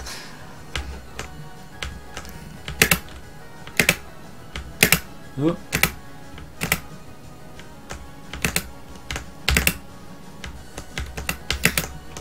Right, let me turn that back off. As cool as it is, I don't think it's really what we're going for.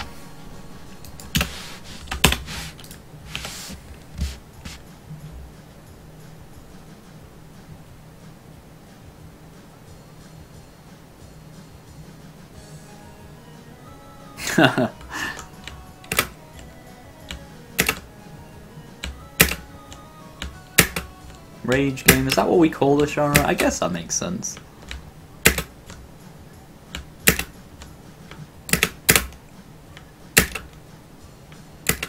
I prefer to think of it as satisfying game.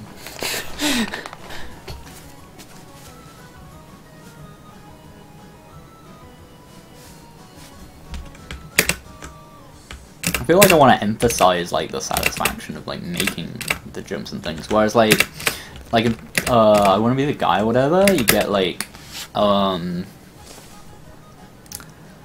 game celebrates your death and it's just like, "Way you lost, there's a metal guitar riff, dun, dun, dun, dun, dun, try again, loser," and it's like hilarious. I almost want to do that sort of thing, but also for like when you make stuff and have the game kind of celebrate that. I don't know if that works, because part of like what makes I Want to Be the Guy so sick is like the game itself feels like it doesn't want you to succeed. But I mean it does want you to succeed, but like it's very like sly about it. Sadistic platformer. There's all sorts of words. You say that, Monolithic, and it's true of some rooms, but not really. Like, the game is still difficult. Like, a lot of it is very, very legitimately just high difficulty, precision and timing challenges. There's memory elements to it as well, but mostly its game design is based around like misdirection. Right? See, I got stuck on the thing there. I don't know why. Oh, I need to answer the door. Be right back.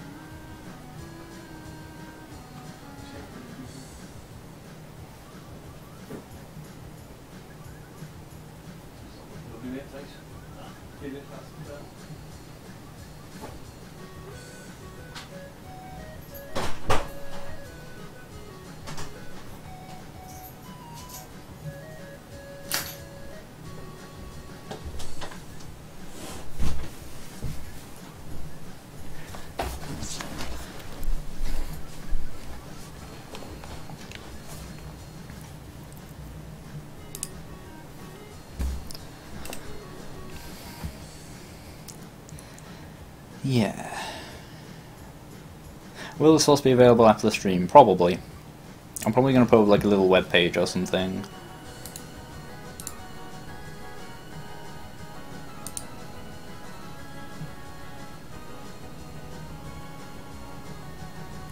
Huh.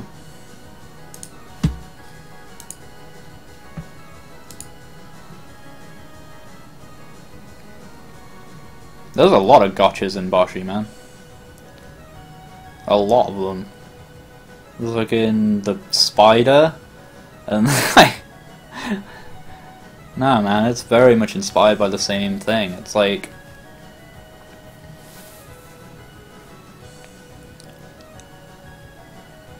I don't know. I think they're both. You know, like, I mean, they are their own beasts, but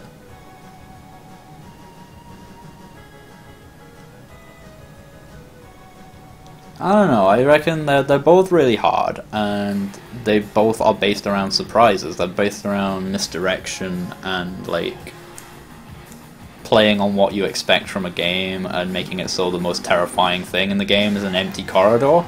Like, you know?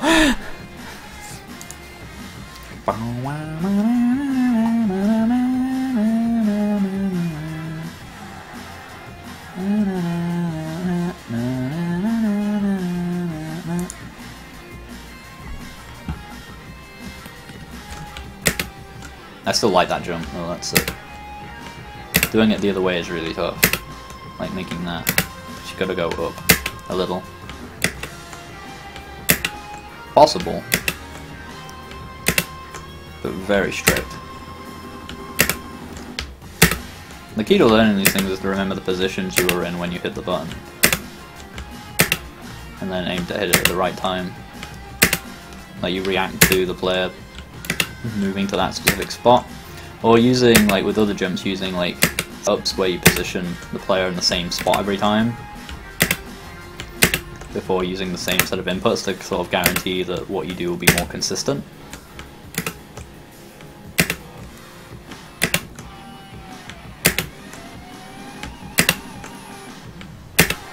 I'm not going to add anything else to the game now, I'm just going to keep doing this.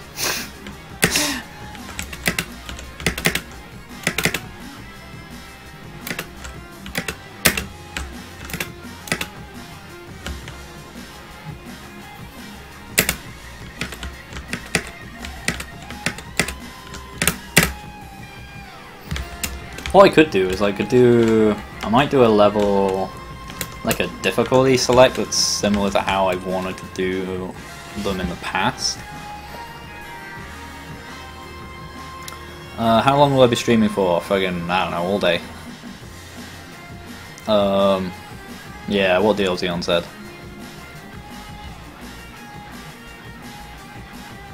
And also what Monolithic said to Rice Warrior 21. Platform level design, put people in front of it that are not you and have them play it and watch them play it and see what's consistent across multiple players. See what people consistently struggle with, what people consistently like, don't like, and how people react to things. And just rinse testing, really, on yourself and, most importantly, everyone around you. That's how you learn everything. Like, I can give you loads of specific things, but they're all the things I know about platform level design have come from watching people play platformers, you know.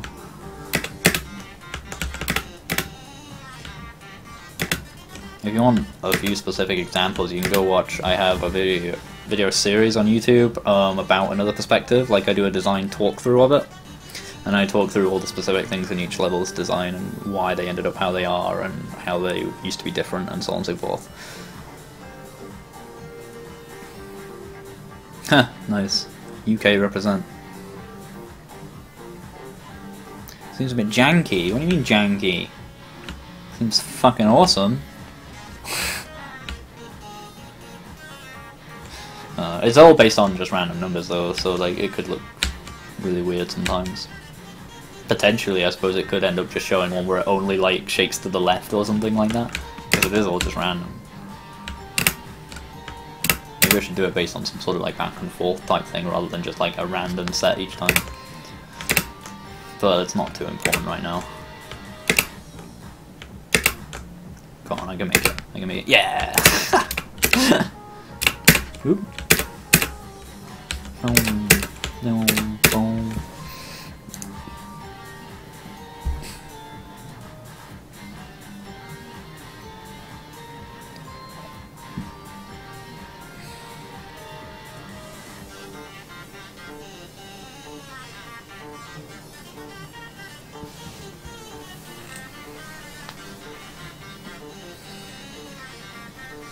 Yeah, what Brett Hudson said as well is true.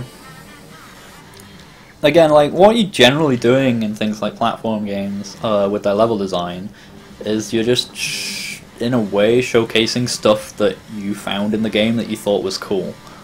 Like that little bit of thing there, as he said,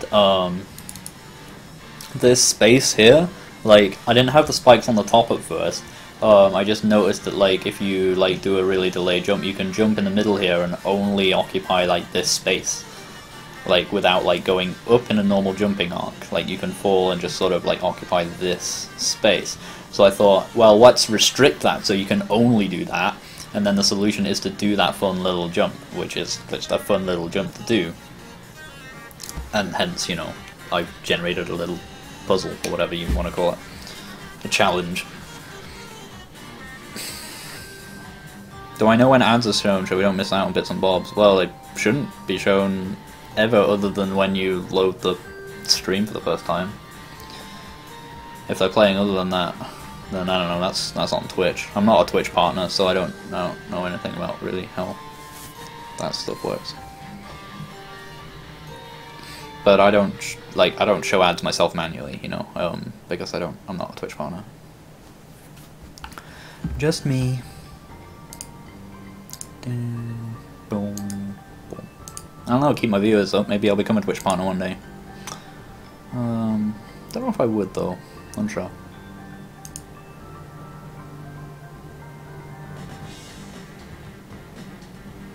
Ooh. Hang on, I just need to answer an email I got about something very interesting.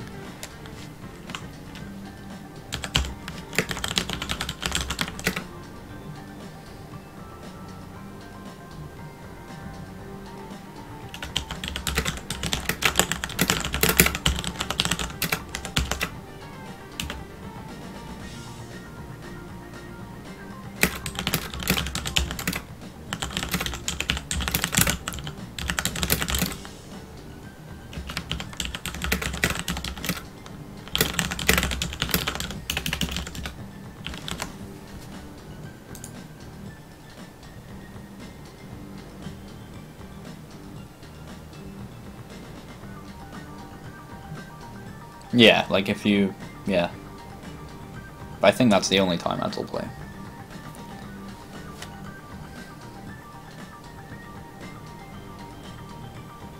Should get a donation button? Maybe. I could do that for while I'm streaming. Like... a few people have asked about that because, like, obviously Patreon is like a monthly thing. So people have asked, like, if they wanted to just donate like as a one-off thing, then could they in some capacity? So I might do that on the stream or something. I might do a little, I don't know, donate a shout out thing or something like that. I don't know, for now it's just me making video games. I'm just streaming because it's fun, but I guess there's always that. It could be a cool thing to do later. I kind of like keeping this just about this though. I don't know if I would want to put a financial incentive into everything I do, you know.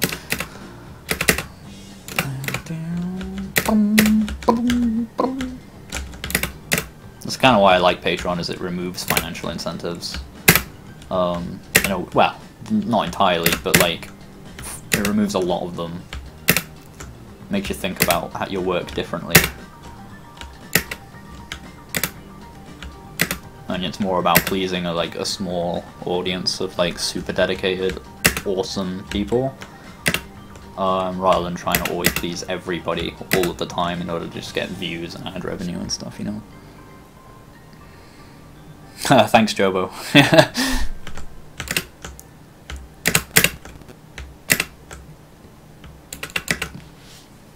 But yeah, I can understand that some people would prefer a donation button rather than Patreon or whatever, because like if they want to support me but they can't do it monthly or whatever, and it feels weird to just pledge for a month kind of thing. So I might do that at some point. Yeah, that makes sense, Pandagism. I'll look into something like that.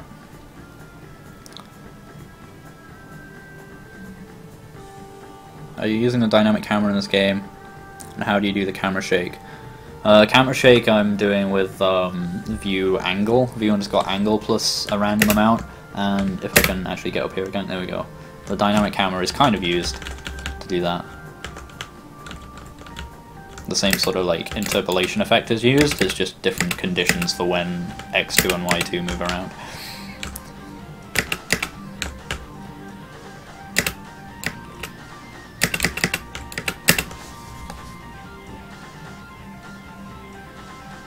Oh yeah, Chobo, you're the guy doing Parakeet, aren't you?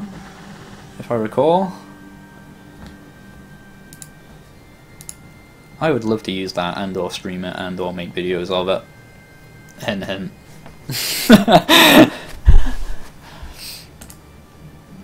Give me a shout if something like that would interest you.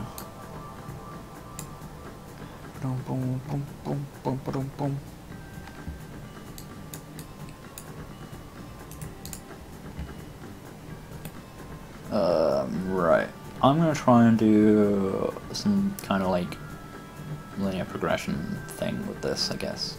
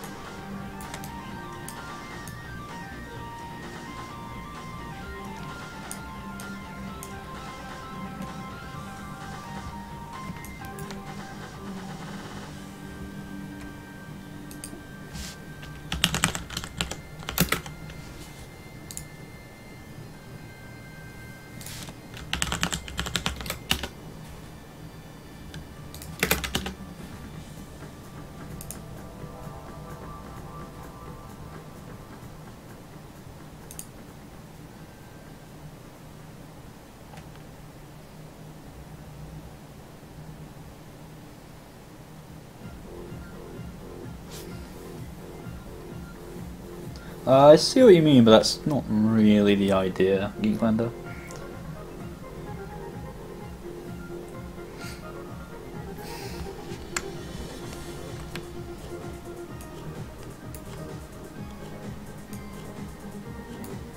Also, you'll note that I'm not designing what's likely to be the first level first. That's also a common mistake, I think, with a lot of people. Especially if you're designing around something difficult or around something like action-oriented that's level-based, don't build your first level first, because you'll only end up changing it a ton anyway. You need to learn what your game is about and what important things are to learn and stuff like that. So just build levels and build cool ideas and cool things and build the hardest stuff you want to build or whatever, and then work out how to teach that and how to scale up to that, rather than trying to start from the beginning and scale up to when you don't really know what your game is yet, you know?